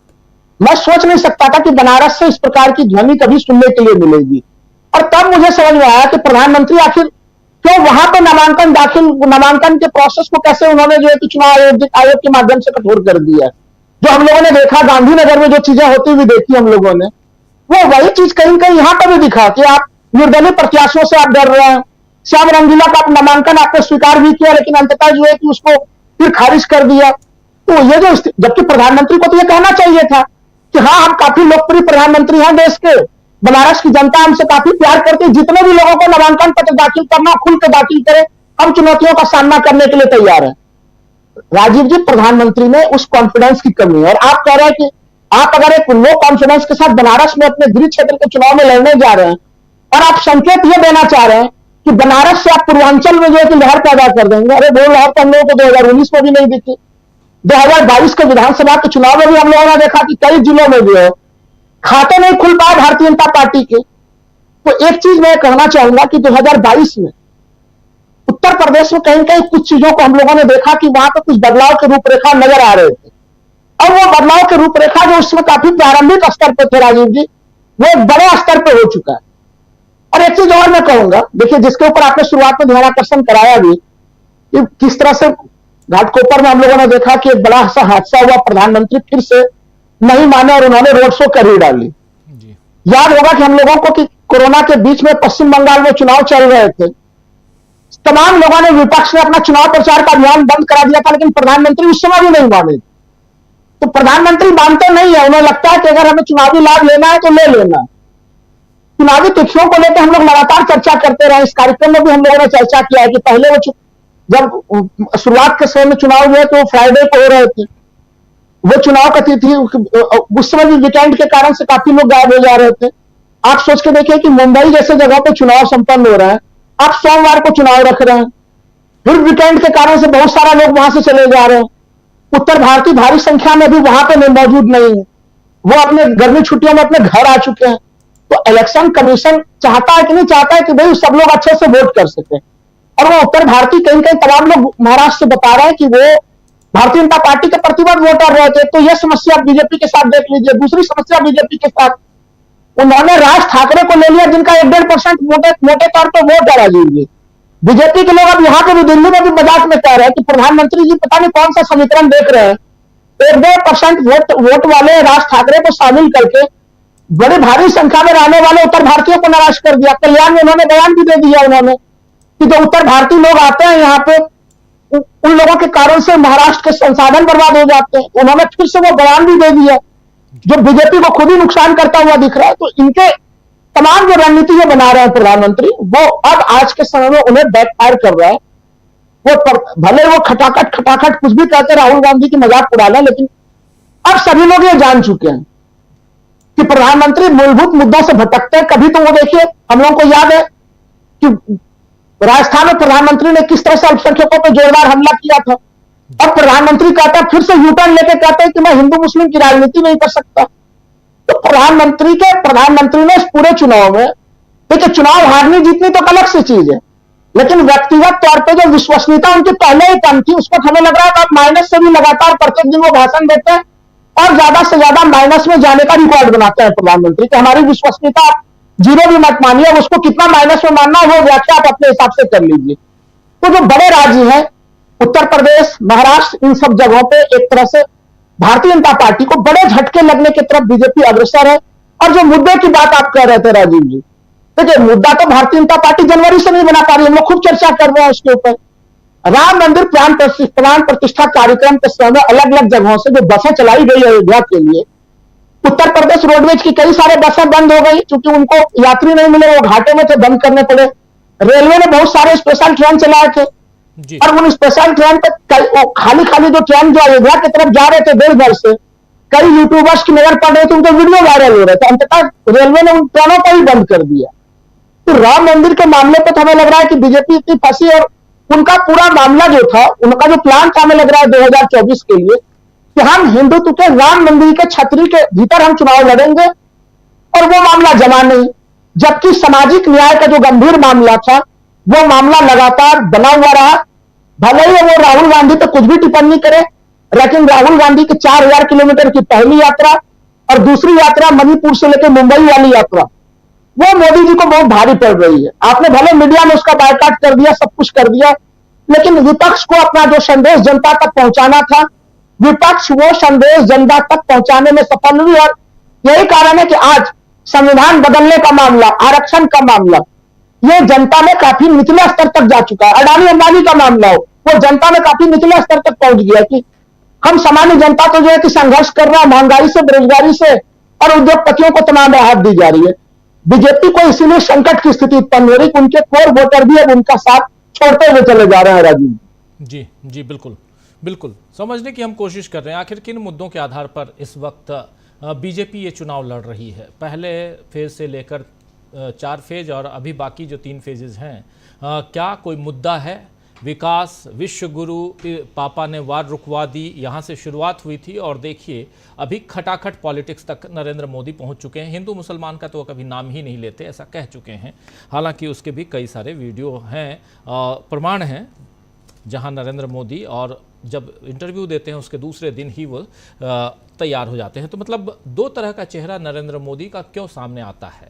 एक तरफ वो कहते कुछ और हैं, करते कुछ और हैं, और इन सब के बीच क्या विपक्ष को राहुल गांधी ने अपनी यात्रा, भारत जोड़ो यात्रा के साथ मजबूत कर दिया था, जिस पिच पे अभी विपक्ष जो है काफ़ी मजबूती के साथ आगे बढ़ता हुआ दिखाई दे रहा है। जरा समझो डॉक्टर दीपक पाचपोर जी, आपके जरिए क्या कुछ लगता है आपको? असली बात यह है राजीव जी कि नरेंद्र मोदी 2 लोगों के बीच सैंडविच बन गए। वो है राहुल गांधी और प्रियंका गांधी। आप अगर इसकी क्रोनोलॉजी देखिए तो राहुल गांधी कोई बात उठाते हैं, उसका जवाब अगले दिन प्रधानमंत्री मोदी देते हैं और उस पर जो है कंक्लूडिंग रिमार्क जो है, और वो बड़ा घातक होता है, बड़ा जोरदार होता है, वो प्रियंका गांधी ले लेती है। न्याय पत्र लाया, न्याय पत्र के ऊपर उन्होंने बोल दिया कि इसके ऊपर जो है मुस्लिम लीग की छाया है, आपका मंगलसूत्र छीन लेंगे, फला छीन लेंगे, ढकान छीन लेंगे। और उस सब का जवाब जो है प्रियंका गांधी ने दे दिया। उन्होंने कहा कि भाई 55 साल तक कांग्रेस ने राज किया, आप में से बताइए कि किसी ने भैंस छीनी किसी की? क्या ऐसा होता है? तो मुझे ऐसा लगता है कि इस समय नरेंद्र मोदी को अगर अपनी बात कहनी है तो उनको अपना फोकस और विषय वो राहुल गांधी और प्रियंका गांधी को छोड़कर ही कुछ इंडिपेंडेंट जो विमर्श है वो उनको खड़ा करना पड़ेगा। वो ये नहीं जान रहे हैं कि उनका एक लंबा समय जो है, पता नहीं अभी स्ट्रेटेजी के तहत किया गया है या अनायास हो गया है राहुल और प्रियंका या कांग्रेस के जरिए, कि वो जो कुछ कह रहे हैं उसमें इतना समय मोदी जी जो है वो इसी में खपा रहे हैं अपनी सारी ऊर्जा, सारा समय और पूरा का पूरा विमर्श जो है वो राहुल गांधी और प्रियंका गांधी को कोसने में। प्रियंका के ऊपर उनका थोड़ा सा इसलिए कम फोकस रहता है क्योंकि प्रियंका गांधी उनका बहुत ही सटीक जवाब देती है। वो अपने विषय को उठाते हैं राहुल गांधी के भाषणों से। आप देखिए राहुल गांधी आज जो कहेंगे, कल की सभा की शुरुआत मोदी जो है वो उनके भाषण से करते हैं। अब ये सब देखिए शहंशाह, युवराज, ये सब जो कहते जा रहे हैं, तो उसका बहुत अच्छा जवाब जो है अगले दिन आ जाता है कि भाई जब मतलब प्रियंका गांधी की ओर से वो बताती है कि किस प्रकार जो है हमारे पिताजी राजीव गांधी जाया करते थे अपने क्षेत्र में, तो वहां पर मैं भी जाती थी। वहां पे प्रधानमंत्री से, राजीव गांधी से लोग कुछ कहते थे, प्यार भी करते थे, लेकिन उनको डांट भी देते थे। फिर वो पूछते हैं कि क्या आज के प्रधानमंत्री में आपसे बात करने की हिम्मत है? क्या प्रधानमंत्री तक आप ये बात कह सकते हैं? तो ये जो चीजें हैं, मोदी जो है अभी तक इस बात को नहीं समझ सके हैं, ऐसा मुझे लग रहा है। तो बड़े सबसे ज्यादा बुरे फंसे हैं वो फंसे हैं प्रियंका और राहुल के बीच में।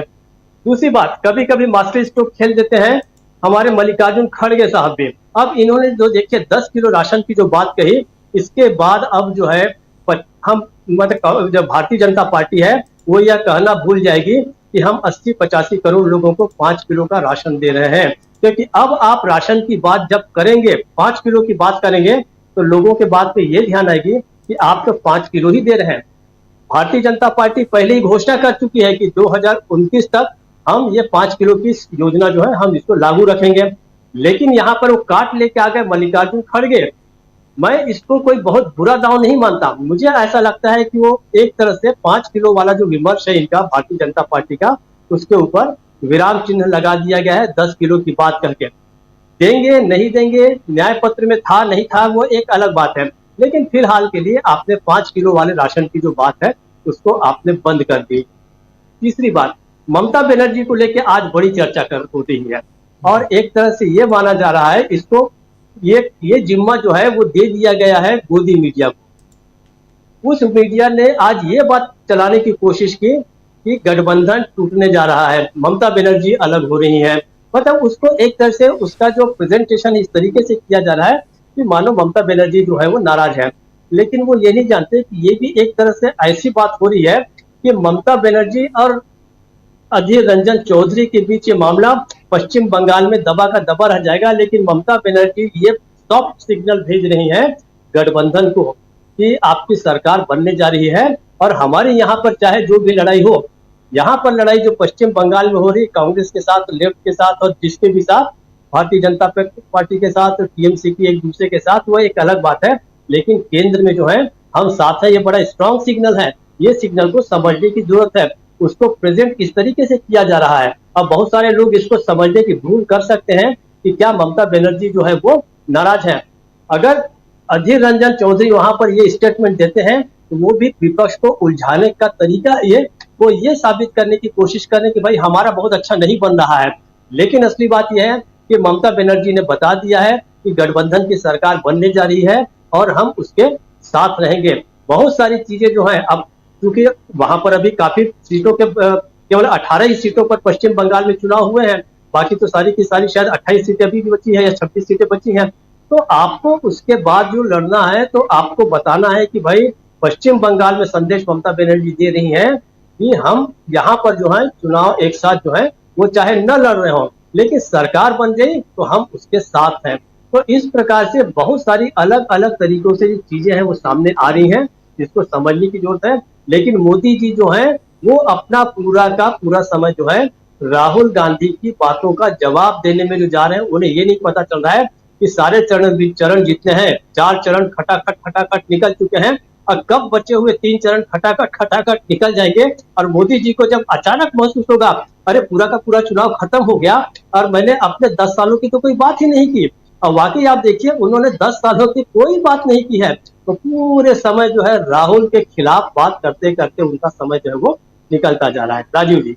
जी बिल्कुल बिल्कुल, ये बहुत इंपॉर्टेंट मसला है जिस पे हम लोग चर्चा कर रहे हैं। आप बहुत इंपॉर्टेंट बात यहाँ रख भी रहे हैं कि पूरा समय पिछले 10 साल में आपने काम क्या किया, काम को कुछ कुछ काम निकाल के ले आते और उसको ही रख देते तो कम से कम इतना तो होता कि उन कामों के आधार पे आप वोट मांगते हैं। लेकिन आप राहुल गांधी के इर्द गिर्द ये पूरा का पूरा चुनाव लड़ रहे हैं, ये साफ दिखाई दे रहा है। अमलेंदु उपाध्याय जी, आपसे भी जरा समझो, आपको भी ऐसा लगता है कि नरेंद्र मोदी यहाँ सबसे बड़ी गलती जो कर रहे हैं, उनकी पार्टी जो गलती कर रही, पार्टी ने पूरा फोकस नरेंद्र मोदी पे रखा है और नरेंद्र मोदी ने पूरा फोकस राहुल गांधी पे रखा हुआ है। यानी यहाँ जो दूल्हा है वो राहुल गांधी है और बाराती सब बने हुए हैं, चाहे इंडिया गठबंधन के लोग हों चाहे बीजेपी वाले लोग हों, ये माना जाए। यानी कि अब दूल्हा आगे आगे जा रहा है, वो दिख रहा है, क्या ऐसे माना जाए? कैसे देखते हैं आप इसको? अनम्यूट कीजिए प्लीज। जी हाँ जी, खटाखट बातें तो बहुत हो रही हैं, लेकिन टपाटप भी होता है। मोदी जी इस बात को नहीं समझ रहे हैं, क्योंकि जब सरपट दौड़ता है तो टपाटप भी होता है। तो अब भारतीय जनता पार्टी उस स्थिति में पहुंच रही है। कल राजीव जी, उद्धव ठाकरे ने कहा कि 4 जून के बाद भारतीय जनता पार्टी टूट जाएगी, ये उद्धव ठाकरे ने कल कहा। तो अब मोदी जी जो है वो उद्धव ठाकरे का नाम लेकर के बोल नहीं सकते कि कौन टूट जाएगा कौन नहीं टूट जाएगा। तो आज वो कह रहे हैं कि 4 जून के बाद इंडिया गठबंधन टूट जाएगा। तो ये मोदी जी ने इस तरीके से उसको उद्धव ठाकरे को ये जवाब देने की कोशिश की है। वास्तव में राजीव जी स्थिति यही है कि 4 जून के बाद भारतीय जनता पार्टी में बहुत जबरदस्त टूटन होने वाली है। नरेंद्र मोदी भी इस बात को अच्छे तरीके से समझ चुके हैं। भारतीय जनता पार्टी के अंदर बहुत सारी चीजें चल रही हैं। आज अरविंद केजरीवाल जब लखनऊ में थे राजीव जी और प्रेस कॉन्फ्रेंस कर रहे थे, तो उन्होंने वहां एक बात कही। उन्होंने कहा कि मैंने 2 बातें कही थी। उन 2 बातों में एक बात ये भी थी कि 4 जून के बाद 2 महीने के अंदर योगी आदित्यनाथ को मुख्यमंत्री के पद से हटा दिया जाएगा अगर भारतीय जनता पार्टी की सरकार बनती है। भारतीय जनता पार्टी के लोगों ने मेरी पहली बात का तो जवाब दिया, लेकिन इस बात का किसी ने कोई उत्तर नहीं दिया और एक भी नेता भारतीय जनता पार्टी का उसने योगी आदित्यनाथ के समर्थन में बयान नहीं दिया।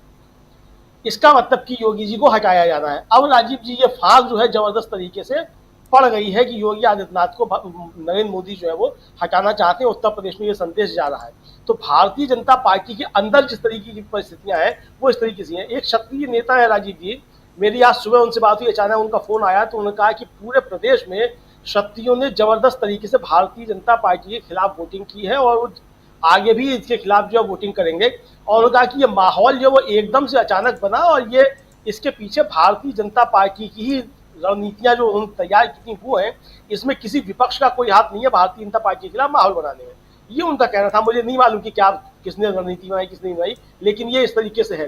राहुल लाल जी से आज बात हो रही थी दिन में राजीव जी, तो राहुल लाल जी ने भी एक जगह बताया कि क्षत्रियों के गांव में गए कार्यक्रम के लिए, तो वहां ठाकुरों ने कह दिया कि पहले हम मोदी को हराएंगे, भारतीय जनता पार्टी को हराएंगे, उसके बाद राम मंदिर जाकर के दर्शन करेंगे।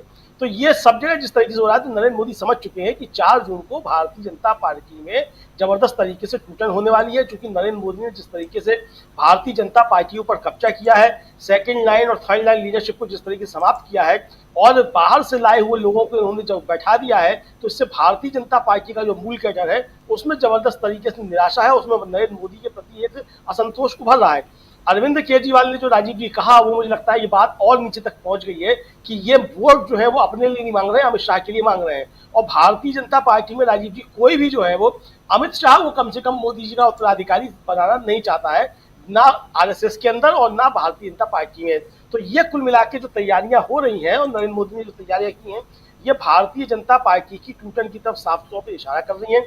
इसीलिए नरेंद्र मोदी जो है वो अब टपाटप देखेंगे 4 जून के बाद, हमको ऐसा लगता है राजीव जी। 4 जून के बाद क्या कुछ होने जा रहा है, देखिए सबके अपने अपने अनुमान हैं। उधर नरेंद्र मोदी कह रहे हैं कि खटाखट ये चले जाएंगे, यानी इंडिया बिखर जाएगा। और दूसरी तरफ इधर अमलेंदु जी जो बात कह रहे हैं उसके भी कुछ मायने ज़रूर हैं और उसको ढूंढने की कोशिश ज़रूर करेंगे। हम आना चाहता हूँ एक बार फिर से डॉक्टर राकेश पाठक जी आपके पास, और आपसे भी ज़रा समझूं क्या मुद्दों की जो बात हम कर रहे हैं ज़रा ये समझा जाए कि 10 साल में, और ये चुनाव एक स्टडी मटेरियल के रूप में देखा जाए, एक सब्जेक्ट के रूप में देखा जाए कि जिस पर रिसर्च करना हो, 4 फेजेज हो गए। नरेंद्र मोदी आखिर किस चीज़ पे ये चुनाव लड़ रहे हैं?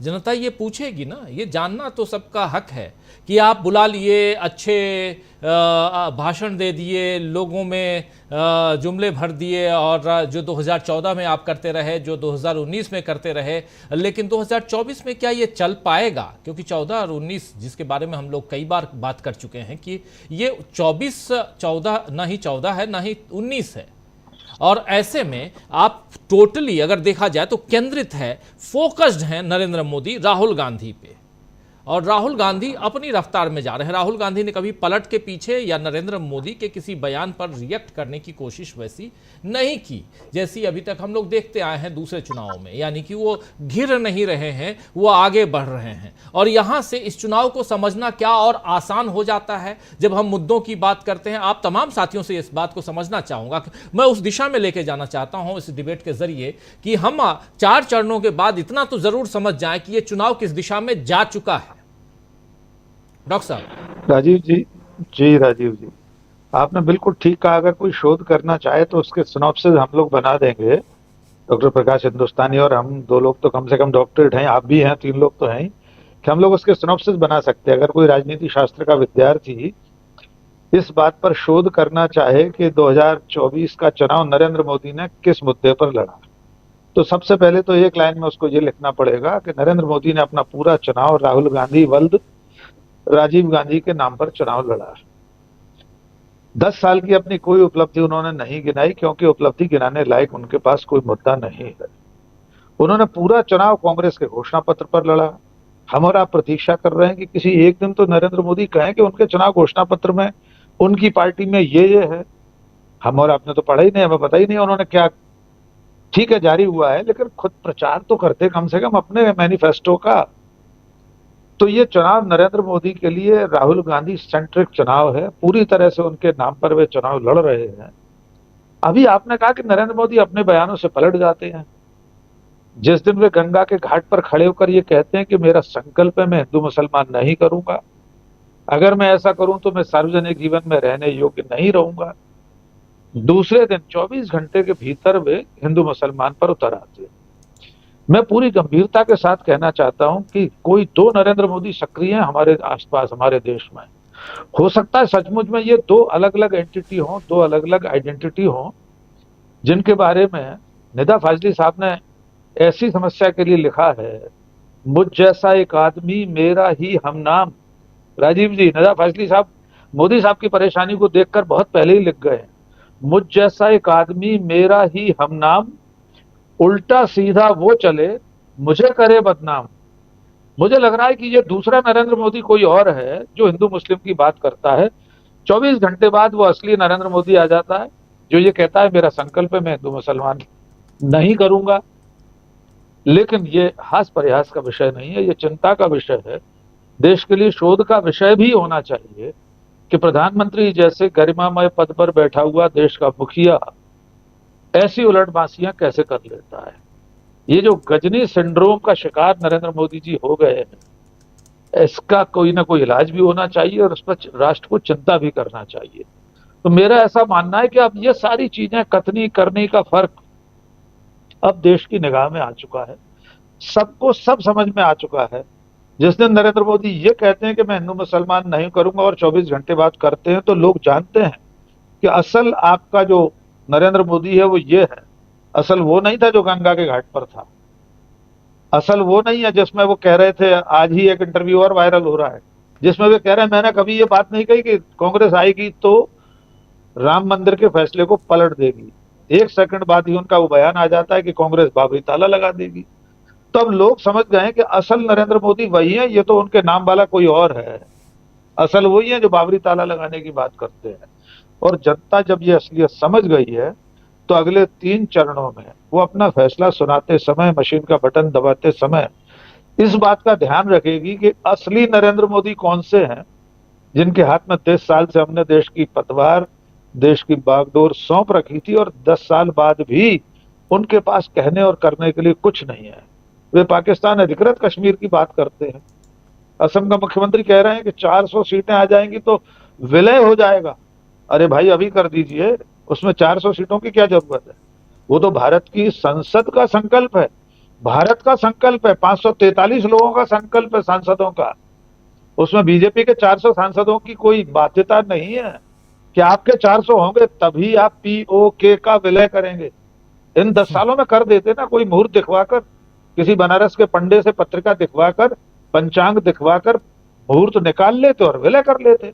किसने रोका था? हम और आप भी 560 इंच के सीने के साथ कहते देखिए हमने पीओके का विलय कर लिया है भारत में, और उसके बाद अफगानिस्तान का भी कर लेते। अखंड भारत का नक्शा जो संसद के उद्घाटन के दिन आपने लगाया था, उस अखंड भारत में तो अफगानिस्तान भी है, उसे भी ले आते। किसने रोका है आपको? इसमें 400 सीटों की जरूरत नहीं है। 400 सीटों की जरूरत आपको है संविधान को बदलने के लिए, और जिसे किसी सूरत में हम बदलने नहीं देंगे। एक नागरिक के नाते हम भी राहुल गांधी की उस आवाज में अपनी आवाज मिलाते हैं कि अपने जीते जी इस संविधान को बदलने नहीं देंगे। जी राजीव जी। जी जी, बिल्कुल बिल्कुल। संविधान को आखिर बदलने की नौबत ही क्यों आए, और अगर ऐसा आप करना चाहते हैं तो एक ब्लूप्रिंट तो रखिए, कम से कम बताइए तो कि आप करना क्या चाहते हैं। आप सिर्फ हवाई बात करेंगे, आप कहेंगे हम आएंगे संविधान बदल देंगे, संविधान में क्या बदलेंगे आप ज़रा वो बता दीजिए। जो बदलना था वो तो आपने बदल दिया, और बहुत सारी चीज़ें तो बिना बताए बदल दिया आपने, और क्या चाहिए आपको? ये बहुत इंपॉर्टेंट सवाल है, लेकिन इन सब के बीच क्या मुद्दा है कोई? आप 370 की बात करते थे, वो भी अब चुप हो गए हैं आप। राम मंदिर के मुद्दे पे आप ज़्यादा कुछ बोलते नहीं हैं। हिंदू मुसलमान के मुद्दे पे आप ही खुद कह देते हैं कि मैं तो कभी हिंदू मुसलमान का नाम ही नहीं लेता हूँ।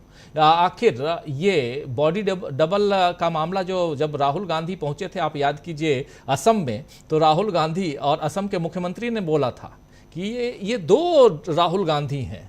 तो क्या हम भी ये कहें कि यहाँ पर 2 नरेंद्र मोदी हैं? ये सोचना होगा। खैर, जिस तरफ आप इशारा कर रहे हैं, ले जाना चाहते हैं, उसी को आगे बढ़ा रहा था डॉक्टर साहब मैं। और बहुत इंपॉर्टेंट पहलू है ये।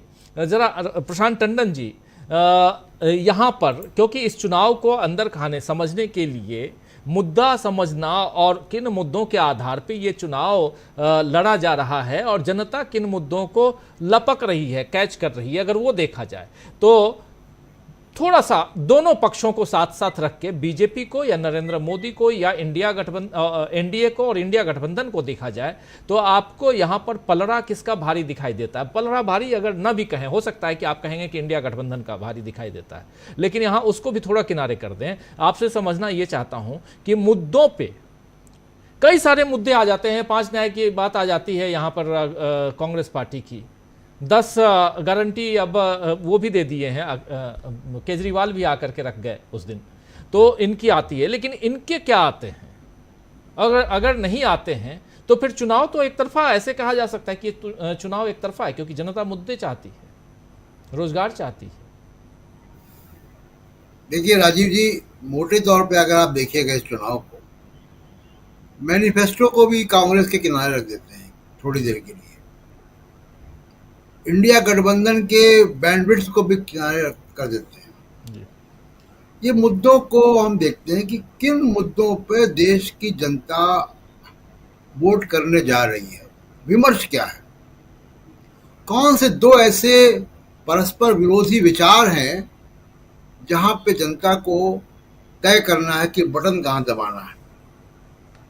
तो उत्तर भारत में खासकर देखिए, एक हिंदुत्व का मामला है जिसमें हिंदू मुस्लिम नफरत भी है, और इसको हम नकार नहीं सकते कि समाज में वो है और वो फैक्टर रहेगा, और वो फैक्टर रहेगा तो बीजेपी को समर्थन उसका मिलेगा। लेकिन बीजेपी चूक कहाँ गई, या बीजेपी क्या नहीं कर सकती थी, क्या इनके खिलाफ चला गया? 2 चीजें राजीव जी हुई है। संविधान को बदलने का जो विमर्श बीजेपी की तरफ से चला, वो एकदम बूमरैंग कर गया, उल्टा पड़ गया, और उसके साथ जो मिल गया वो आरक्षण का मसला। ये 2 मसले जनता के बीच में बहुत गहरे चले गए हैं, और इसके साथ जो इंडिया गठबंधन राहुल गांधी सामाजिक न्याय की बात कर रहे थे, वो सामाजिक न्याय के विमर्श ने इसको कहें कि आग में घी का काम कर दिया। यहां पे बीजेपी एंट्री नहीं ले पाई, कोई बड़ा विमर्श नहीं खड़ा कर पाई, कोई बड़ी लकीर नहीं खींच पाई। बड़ी लकीर कैसे खींचते? अगर वो ये कहते कि 10% जो ईडब्ल्यूएस का मामला है आरक्षण, उसमें हम बाकी समाज को भी दे देंगे, नहीं कर पाए। सिर्फ ये कहने से कि मंगलसूत्र को ले जाएगा, आरक्षण मुसलमानों को मिल जाएगा, उससे बात नहीं बनती है। आरक्षण संविधान से खत्म हो जाएगा, ये बात काफी गहरी चली गई है। अब इसके जो ब्रांड एम्बेसडर्स हैं, सामाजिक न्याय के ब्रांड एम्बेसडर्स हैं, जो पार्टियां सामाजिक न्याय की राजनीति करती है, कांग्रेस तो अभी इस क्षेत्र में नहीं आई है राहुल गांधी के आने के बाद, वो भी हाल के वर्षों में भारत जोड़ो न्याय यात्रा के बाद। उसके पहले सामाजिक न्याय की राजनीति करने वाली पार्टियां कौन सी है? डीएमके दक्षिण भारत में, उत्तर भारत में समाजवादी पार्टी आरजेडी, झारखंड में झारखंड मुक्ति मोर्चा। ये पार्टियां कहाँ हैं? क्या इन पार्टियों का जवाब बीजेपी या एनडीए में कोई है? क्या नीतीश कुमार आज की तारीख में आरजेडी का माकूल विकल्प है, बावजूद इसके कि मुख्यमंत्री हैं? अभी हमने देख लिया उनको, वो लेके चल रहे थे कमल का फूल जी। तो यहाँ पे जो सामाजिक न्याय की ब्रांड एम्बेसडर है तेजस्वी यादव, अगर जोर से ये बात कहेंगे कि आरक्षण खत्म होगा। अभी आरजेडी की अपील आई लालू प्रसाद यादव की तरफ से, लालू प्रसाद यादव कोई बात कहेंगे तो बीजेपी के पास ऐसा कोई बड़ा नेता सामाजिक न्याय की राजनीति करने वाला नहीं है जो इसकी काट पैदा करे या बड़ी लकीर खींचे।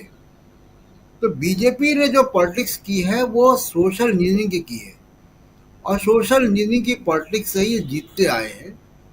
सामाजिक न्याय की पॉलिटिक्स बीजेपी ने कभी की नहीं, कर भी नहीं सकते, उनकी वैचारिक प्रतिबद्धता भी नहीं है, आरएसएस की भी नहीं है। तो यहाँ पे मैं समझता हूँ कि एक बड़ी चूक या जिसको अवॉइड नहीं कर सकते तो वो हुई है कि जातिवाद जनगणना, संविधान खतरे में है, आरक्षण खत्म कर देंगे, उसके साथ नौकरियां, महंगाई, ये सब सेकेंडरी मुद्दे हो गए।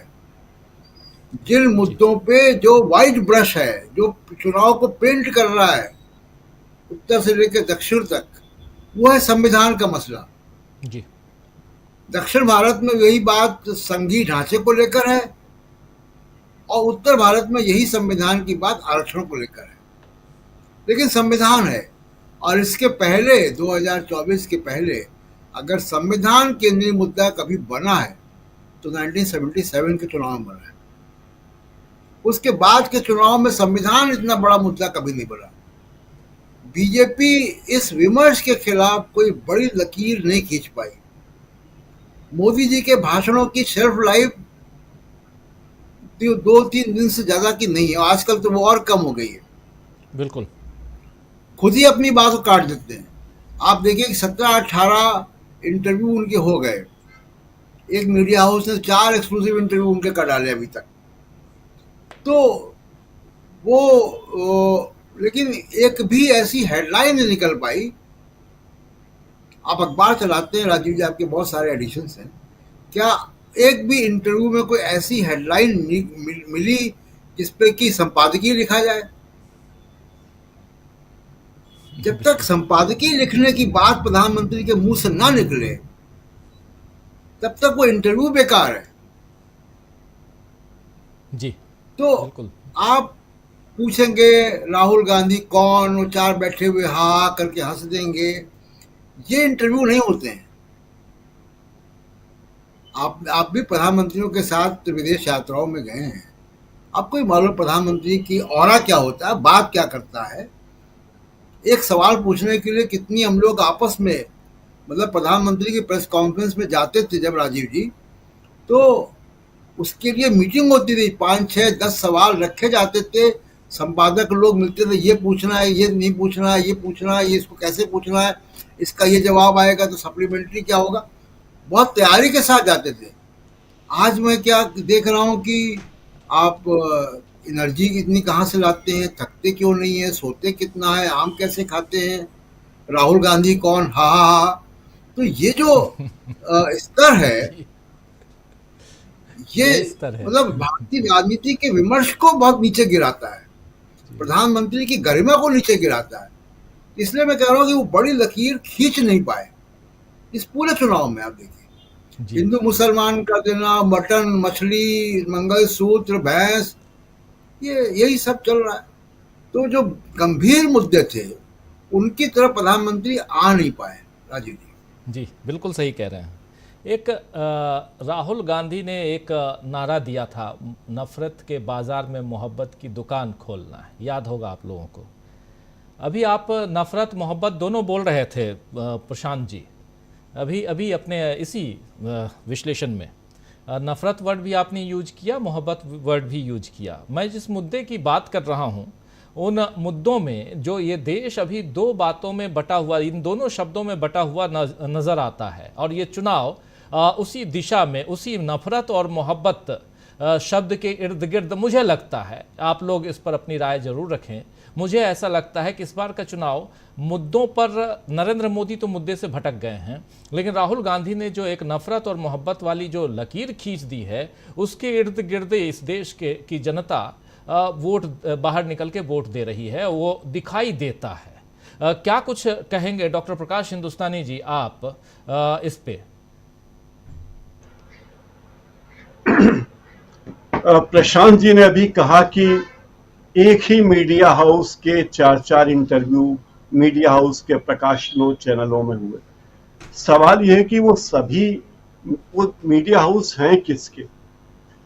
एक समूह के 18, 25 मीडिया हाउस हैं, और वो सब ले दे के एक ही बात कर रहे हैं, और प्रधानमंत्री वही बात कह रहे हैं जो वो जौनपुर में और प्रतापगढ़ में और यूपी में आज कह रहे हैं।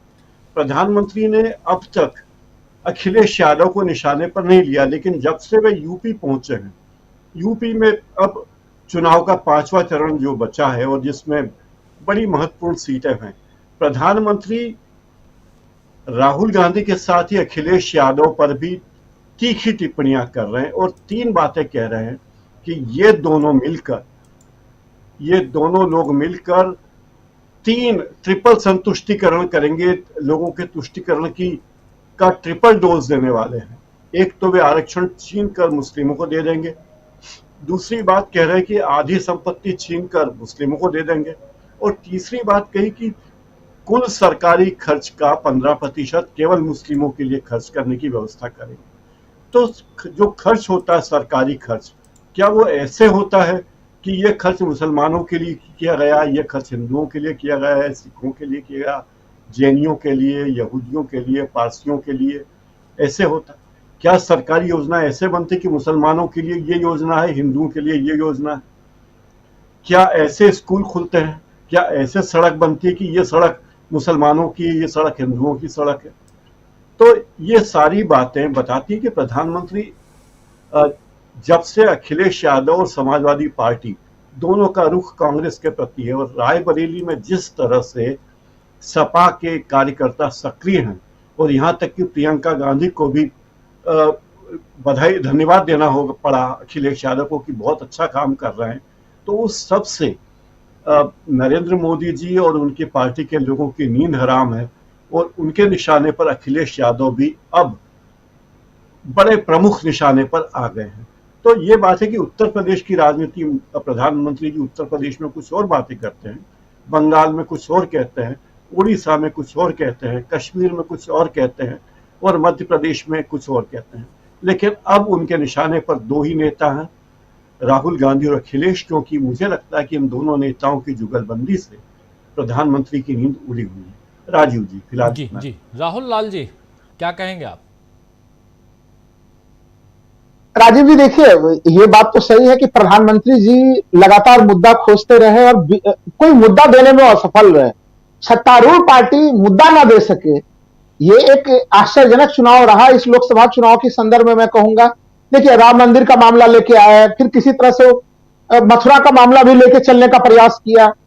आप सोच के देखिए उनकी स्थिति। उसके बाद प्रधानमंत्री जब ये मामले नहीं चले, 370 का मामला लेके आए, लेकिन जैसे ही उन्होंने कश्मीर में अपने उम्मीदवार नहीं उतारे, अब वो 370 का नाम कैसे ले सकते हैं? क्या आप 370 का नाम आप नाम भी लीजिए, सीधे सीधे वो भीड़ जाते हैं कि भाई आप कश्मीर में तो अपने प्रत्याशी नहीं उतार पाए हो। पिछले बार वो कह रहे हैं कि 370 हटने के बाद कश्मीर की बड़ी बेहतरीन स्थिति हो गई। पिछले बार का लोकसभा चुनाव वहां पे 4 चरण में संपन्न हुआ था, इस बार 5 चरण में संपन्न हो रहा है, यानी चुनाव आयोग भी इसकी पुष्टि नहीं कर रहा। तो कश्मीर का मामला भी चला गया। तो एक तरह से जो कोई उपलब्धि नहीं थी प्रधानमंत्री जी के पास, वो एक तो संकट का कारण वो बना कि उन्होंने पिछले 10 सालों में सिवाय कांग्रेस को कोसने के अलावा कोई काम नहीं किया। मैं पूरे चुनाव की बात नहीं कर रहा, 2014 से लेकर 2024 का पीरियड बीता इसी में। राजीव जी, मैं दिल्ली में जो संघ लोक सेवा आयोग की जो छात्र तैयारी करते हैं, मैं उन लोगों को पढ़ाने का काम भी करता हूं। तो क्या था कि मनमोहन सिंह के पीरियड के समय हम लोग छात्रों को सलाह दिया करते थे कि वो जो तमाम बयान देते हैं उसको आप लोग प्रधानमंत्री के बयानों को वो काफी गंभीरता से रखें, क्योंकि सरकार की पॉलिसी से संबंधित जो सवाल पूछे जाएंगे उसमें यूपीएससी में बड़ा वो योगदान देगा आपको जी। इस फॉर्मूले को लेकर कुछ लोग जो है कि जब 2014 में सत्ता परिवर्तन हो गया तो प्रधानमंत्री को बयानों को भी कुछ लड़कों ने बड़ा गंभीरता से सुन लिया राजीव जी। और वो जब पीटी का परीक्षा देके आए तो उन लोगों ने हमारे पास आया, कहा कि देखिए ये जवाब लिखा है। हमने बोला कि ये तो आपने ये भी गलत कर दिया, ये भी गलत कर दिया। तो उन लोगों ने बताओ प्रधानमंत्री जी के बयान को सुन के किया। हम बोले भाई वो मनमोहन सिंह जी थे, उनके बयान को एक अलग स्तर पर लीजिए और माननीय प्रधानमंत्री जो वर्तमान वाले हैं इनके बयान को मत देखिए ना, तो इनके बयान को देखिएगा तो आप उल्टा नुकसान में चले जाएंगे। तो यूपीएससी के अभ्यर्थियों ने तो एक जमाने पहले ही 2014 के प्रथम अनुभव में इनके बयानों को देखना बंद कर दिया कि ना तो उसमें तथ्यात्मक कोई सत्यता होती है, भारत सरकार की नीतियां कुछ और होती है, प्रधानमंत्री उसको बयान कुछ और दे रहे होते हैं। तो ये जो एक स्थिति बीती कि पिछले 10 वर्षों में प्रधानमंत्री जैसे पद पे एक ऐसे व्यक्ति खड़े रहे, बोलते हुए रहे लगातार, तो अब उनसे हम लोग कोई ये उम्मीद करें कि वो चुनाव में एक मुद्दा दे पाएंगे, नहीं दे पाए। उनके पास मुद्दा राजीव जी एक ही था, सांप्रदायिक ध्रुवीकरण का मामला। वो उन्होंने आखिरी तक कोशिश किया। सोचिए कि अगर सीएए के आधार पे, पहले तो सीएए को लागू भी उसी कारण से किया चुनाव से पहले आनंद फानंद में, अब सीएए के आधार पर नागरिकता देने की कहानी कर रहे हैं कि बीच में वो न्यूज आया जाता है कि भाई नागरिकता दे रहा है। लेकिन ये तमाम मामले विफल हो गए, सत्तारूढ़ पार्टी के जो बड़े मामले थे यहाँ पे। और मैं कह रहा हूं कि एक तरह से ये चुनाव में शुरुआत के समय से ही, जब टीम इंडिया का गठन हो रहा था उस समय से ही जो टीम इंडिया ने बढ़त ली, वो बढ़त इंडिया अलायंस अभी भी बिल्कुल वो लिया हुआ है। तो वो बढ़त कोई अभी नहीं लिया है उन्होंने, मुद्दों को के आधार पर वो बढ़त काफी पहले से लिया गया। और एक चीज खाली लास्ट में कहूंगा, प्रधानमंत्री ने बिहार में जिस तरह से नीतीश कुमार को कमल का जो है कि फूल पकड़ा दिया उन्हें। आप देखिए, जो लोग नीतीश कुमार को वैसे ही वहां पे लोग काफी कम पसंद करते हैं क्योंकि उन्होंने खेमाबंदी काफी बदली है, लेकिन वो एक तरह से बिहार के लोगों ने उसे बिहार के अस्मिता के खिलाफ भी देखा है उसे, कि प्रधानमंत्री कभी गठबंधन सहयोगी का चुनाव चिन्ह लेते हुए कभी नहीं दिखते हैं। लेकिन आप दूसरे सहयोगियों के हाथ में जो खुद पार्टी के उस पार्टी के अध्यक्ष है उन्हें आप कमल थमा देते हैं। तो ये जो संघीय ढांचे पे एक और किस प्रकार के आप बड़े नेताओं के साथ आप व्यवहार कर रहे हैं, इसको बिहार की जनता ने, एक तो आरक्षण का मामला गर्व था ही राजीव जी, दूसरा इसको बिहार के अपमान की दृष्टि से भी देखा गया इसे। तो प्रधानमंत्री जो भी दाव चल रहे हैं वो दाव, क्योंकि वो घबराहट में है, नर्वसनेस में है, वो दाव उन्हें इसी कारण से उल्टा पड़ जा रहा है। बिल्कुल बिल्कुल घबराहट है और दांव जो है वो लगातार उल्टा पड़ रहा है। और अब लगभग समापन की ओर है चुनाव, 5वां चरण सोमवार को, उसके बाद फिर 25 तारीख और फिर 1 तारीख। जयशंकर जी, जरा आपसे भी समझूं, ये मुद्दों की हम बात इसलिए यहाँ कर रहे थे क्योंकि ये समझना, मुद्दों के आधार पे ही तो चुनाव को समझा जाता है कि ये चुनाव किस दिशा में जा रहा है। और भटकता हुआ एक कैंपेन बीजेपी की तरफ से ये माना जाए इसे कि इसमें बहुत ज़्यादा भटकाव है, और उस भटकाव के बीच कहीं ना कहीं राहुल गांधी केंद्र बिंदु, सेंटर पॉइंट में बने हुए हैं, क्योंकि एक राहुल गांधी का डर दिखाई देता है नरेंद्र मोदी के इस पूरे कैंपेन के दौरान। अगर ये कहा जाए तो क्या उचित होगा? हाँ, बिल्कुल होगा राजीव जी। देखिए, सीधी सी बात यह है कि अभी तक के जो चुनाव होते थे तो उसमें आमतौर पे सत्तारूढ़ पक्ष जो होता था, सत्तारूढ़ सत्ता दल, वो अपनी उपलब्धियों की बातें करता था और बताता था कि भाई 5 साल में, यहाँ तो 10 साल हैं, 5 साल में हमने ये उपलब्धियां हासिल की हैं और इस बार फिर अगर हमको मौका मिलेगा तो हम ये काम और हमारे जो बचे हुए हैं हम इन कामों को भी पूरा करेंगे। विपक्ष उस पर हमलावर होता है, आक्रामक होता है कि भाई आपने ये नहीं किया, आपने ये नहीं किया, आपने ये गलत काम किया। सत्ता पक्ष बहुत होता है तो विपक्ष को पर तंज करता है कि भाई 5 साल में इन्होंने क्या किया, ये कुछ बताते नहीं है, कुछ रचनात्मक इनके पास है नहीं। लेकिन यहाँ तो एकदम उल्टा ही हो रहा है। ऐसा नहीं है कि नरेंद्र मोदी जी ने काम नहीं किया है, काम तो बहुत किया उन्होंने। 370 हटा दिया उन्होंने, 3 तलाक कानून खत्म कर दिया उन्होंने, राम मंदिर, हालांकि सुप्रीम कोर्ट के फैसले से बना है राम मंदिर, लेकिन मंदिर तो बना। और अधूरे मंदिर में उन्होंने प्राण प्रतिष्ठा भी करवा दी, खुद भी गए वहां पर। तो ये सब काम तो किया है। लेकिन जब ये चर्चा होती है, आपस में इन लोगों की बात होती है, तो हमसे कोई बता रहा था भाजपा का ही, कि जब ये होता है कि भाई ये इसको पेश करना चाहिए उपलब्धियों के रूप में, तो लोग कहते हैं कि भाई जिसको हमने घुट्टी पिलाई है मुस्लिम विरोधी की, कि पूरे हिंदुस्तान की समस्याओं की जड़ मुसलमान है, तो ठीक है यार, आपने तो तीन तलाक भी खत्म कर दिया, 370 भी हटा दिया, मंदिर भी बन गया। हासिल हमको क्या हुआ जी? आम भारतीय को क्या हासिल हुआ? 3 तलाक हटने से किसी हिंदुत्व वाले हिंदू को या किसी को, वो उससे क्या उसको हासिल हुआ? 370 हट गया, ठीक है, अच्छी बात है जी, आपने कर दिया। हालांकि हम तो उसके खिलाफ हैं, लेकिन आपने कर दिया। आपने बताया कि पूरा एकदम जम्मू कश्मीर में स्वर्ग जन्नत आ गई है और सारा बदल गया है। लेकिन विधानसभा का चुनाव करने की हिम्मत आपकी नहीं हो पा रही है। वहां विधानसभा कब से अटकी पड़ी है। भाई आप चाहते तो इसी लोकसभा के चुनाव के साथ विधानसभा का चुनाव भी करा लेते। अभी राहुल बता रहे थे ना कि भाई 3 सीटों में आपके चुनाव लड़ने की हिम्मत नहीं हुई कि 3 सीटों में आप चुनाव भी लड़ लें वहां पे। तो लेकिन वो छोड़िए, यहाँ तो मतलब एक जो यहाँ पड़ोस का मुख्यमंत्री था, अब तो हट गया, वो चुनाव लड़ा है वो खटारा, वो कहता था कि अब तो हम कश्मीर से बहुएं लाएंगे। अब तो 370 हट गया, कश्मीर से बहुएं लाएंगे। कोई एक शादी हुई है क्या हरियाणा में ऐसी जो कश्मीर से कोई बहू आई हो? हम कह रहे हैं कि हिंदुस्तान के बाकी इलाकों से लोग कहते थे कि ये सब लोग वहां जाके बसेंगे, सब लोग वहां अपना काम धंधा करेंगे। एक कश्मीरी पंडित का नाम बता दीजिए जिसको आपने 10 वर्षों में वहां पे बसाया है, या 370 हटाने के बाद एक कश्मीरी पंडित का नाम बता दीजिए जिसको आपने वहां पे बसाया है। तो उस मामले में ठन ठन गोपाल है। तो मुश्किल यही है कि ठीक है, उपलब्धि तो हो गई, आरएसएस के एजेंडे को तो आपने लागू कर दिया, लेकिन उससे हिंदुओं का भला क्या हुआ? जो नौजवान बेरोजगार है उसको क्या मिला? वो लोग कहते हैं ना कि भाई अच्छा चलो ठीक है यार, तूने मंदिर कर लिया, वो भी कर लिया, तुम लोग बहुत रटते थे 50-60 सालों से, 70-75 सालों से यही काम करते रहे, 100 साल हो गया तुमको, अब तो होने जा रहा है। तो लेकिन अब तो बता दो ना कि अब कुछ करो, उसके अलावा तो कुछ करो, कुछ तो बताओ कि बेरोजगारों का कितना हाल होगा। महंगाई क्या मुसलमान के लिए अलग है, हिंदुओं के लिए अलग है क्या? बेरोजगारी उनकी कतार अलग है, इनकी कतार अलग है क्या? तो तुम बताओ ना सही कि हम ही क्या, हमारे लिए क्या किया, यही बता दो। तो इसलिए वो पजल्ड हो रहा है, उनको समझ में नहीं आ रहा, इसलिए बार बार वो हमला। मतलब ताजुब है, जो 52 सांसदों की पार्टी है जिसके पास अपना टेक्निकली नेता विरोधी दल भी नहीं है, उस पर आप 24 घंटे हमलावर होते हैं जी। और 400 का दावा, कि 400 पार का दावा। अभी एक दिन किसी चैनल पे हम बैठे हुए थे, तो अमित शाह जी का इंटरव्यू चल रहा था, बीच में चल रहा, उसमें उन्होंने कहा कि नहीं पक्का मान लीजिए कि गारंटी है कि 400 पार होगा। तो हमने कहा कि नहीं, अमित शाह जी ज्योतिषी हैं, भविष्यवक्ता हैं, और जो कहते हैं वो थोड़ा अलग ढंग से वो फलित होता है।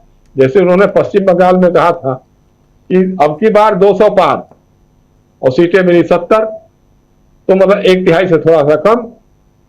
तो इस बार कह रहे हैं 400 पार, तो आप 1/3 का निकाल लीजिए, 181 कुछ होती है सीटें, तो उसी के आसपास कुछ होगा। अगर बंगाल में उनका जो अनुभव है, ज्योतिषी है और भविष्यवाणी जो उनकी होती है, तो उसके हिसाब से ही अगर माना जाए तो इतना हो सकता है। तो लेकिन उसी के हिसाब से गुंताड़े बुनने में लगे हुए हैं लोग, उनको समझ में नहीं आ रहा है। हाँ, एक चीज जरूर है, मैं कहना चाहता हूं, जो भाजपा के लोग भी कहते हैं कि साहब हमारे पक्ष में एक ही चीज अभी काम कर रही है, वो लाभार्थी योजना की। लाभार्थियों की पूरी सूची बना करके लोग, इनके कार्यकर्ता जा रहे हैं पैसे रुपए लेकर के, उनका नंबर और सब कुछ निकाल के आधार कार्ड के जरिए उनसे संपर्क कर रहे हैं कि देखो मोदी जी ने तुमको 5 किलो अनाज दिया और 5 साल और अभी देंगे, और ये सारी चीजें हैं, रसोई गैस के उज्ज्वला गैस योजना आ गई, ये फलाना शौचालय बन गया, शौचालय में पानी है कि नहीं है ये बात अलग है, लेकिन ये क्या है, तो वो उनकी एक जमा पूंजी है। अब उसकी काट में ये भी हो गया है कि साहब जो गरीब जातियां हैं, पिछड़ी जातियां हैं, या अनुसूचित जातियां, जनजातियां हैं, आदिवासी लोग हैं, उनके दिमाग में घर गया है कि भैया अगर ये संविधान ही खत्म कर देगा तो ये 5 किलो और 7 किलो का तो कोई मतलब ही नहीं रहेगा, हमारा तो सब कुछ जल जड़ जंगल जमीन सब कुछ तो हड़प ही लिया है, सब तो अडानी भाई को दे दिया है जी। तो अब उसके बाद हमारे पास क्या बचा? तो वो संविधान वाली बात जो है वो काफी काउंटर कर रही है उसको। और इधर जो खड़गे ने कह दिया है ना 10 किलो वाला, ये मामूली बात नहीं है, ये मामूली बात नहीं है। ये भी लोगों के दिमाग में घुस रहा है कि नहीं, राहुल गांधी जो कहता है ना वो करता है, और कांग्रेस जो कहती है हो सकता है कि देखिए सरकार बनेगी तो ये 10 किलो अनाज देगा, और लेकिन रोजगार भी देगा। जैसे कह भाई 30 लाख सरकारी नौकरियां पहले ही भर देंगे हम, और उसके बाद भी कभी तेजस्वी बोलते हैं, कभी कोई कहते हैं कि साहब 1 करोड़ लोगों को रोजगार देने की कोशिश करेंगे। तो तेजस्वी ने तो बिहार में करके दिखा दिया है कि कैसे नौकरियां दी जाती हैं। तो लोगों को इस पर भरोसा जम रहा है, और भाजपा का वही सबसे बड़ी प्रॉब्लम एक ही है कि उनको समझ में नहीं आ रहा है। अब मोदी जी जब देखिए कई बार उनकी बातों पे हंसी आती है, कई बार मतलब रोने का मन भी होता है, कई बार गुस्सा भी होता है, लेकिन मजबूरी है, उनको झेलना ही पड़ेगा। अब वो जैसे कह रहे हैं किसी से कि साहब हम कभी मुसलमानों के बारे में, हिंदू मुसलमान की बात ही नहीं करते हैं, जिस दिन करेंगे उस दिन हम राजनीति करने का अधिकार छोड़ देंगे। तो कमाल है, हिंदू मुसलमान के अलावा आप बोलते क्या है? अगर आपके सारे भाषणों का एक वीडियो बना करके अगर फिल्म बनाई जाए और आपको कमरे में बैठा दिया जाए, मोदी जी आप सुनिए, तो शुरू से लेकर के अंत तक और तो कुछ बोलते ही नहीं है आप, हिंदू मुसलमान। मुश्किल है कि लोग अब आपको जब समझाते होंगे कि आप ये बोल रहे हैं कि साहब संसाधनों को ये उनको दे देंगे जिनके ज्यादा बच्चे पैदा होते हैं, तो किसी ने कहा भाजपा में ही कह रहे बात, मोदी जी आपके पिताजी के भी तो 6-7 बच्चे थे, तो इसको थोड़ा सा सबड्यूट करिए, नहीं तो मामला उल्टा जाएगा। तो अब ये सब चीजें अब जो मजाक का विषय बनने लग गई, उनके अंदर से भी बनने लग गई।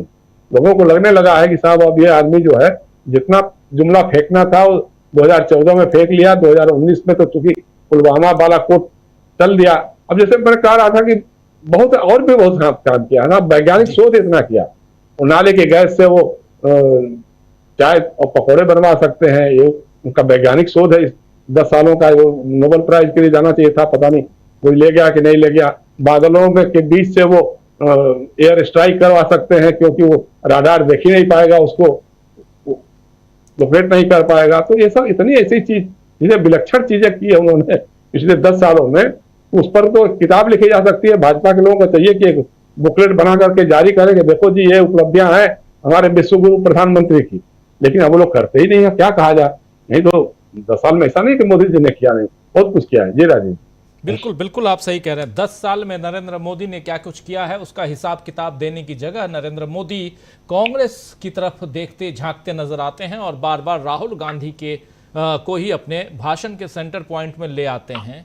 और क्या इसके कारण नरेंद्र मोदी ने अपनी पार्टी को बैकफुट पर डाल दिया है, ये समझेंगे 4 तारीख को जब रिजल्ट आएगा। लेकिन उससे पहले लोग ऐसा ही कह रहे हैं, उसी की हम चर्चा कर रहे थे। और चर्चा ये भी कि क्या इस खटाखट पॉलिटिक्स में जो राहुल गांधी खटाखट शब्द का इस्तेमाल कर रहे हैं कि 1 जुलाई को सबके उन महिलाओं जो गरीब परिवार की जो महिलाएं हैं उनके खाते में 8,500 रुपये, 8,500 रुपये हर महीने हम देना शुरू कर देंगे, 30 लाख नौकरियों की बात और ऐसी तमाम बातें। अब 5 किलो नहीं बल्कि 10 किलो अनाज हम देंगे गरीब परिवारों को।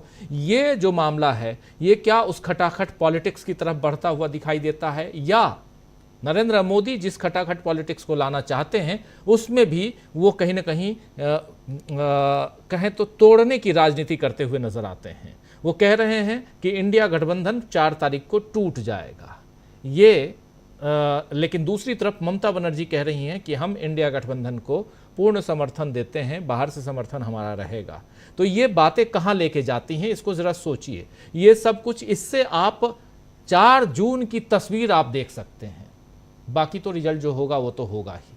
तो बहुत बहुत शुक्रिया अदा करते हैं आपका जयशंकर जी, और बहुत बहुत शुक्रिया डॉक्टर प्रकाश हिंदुस्तानी जी।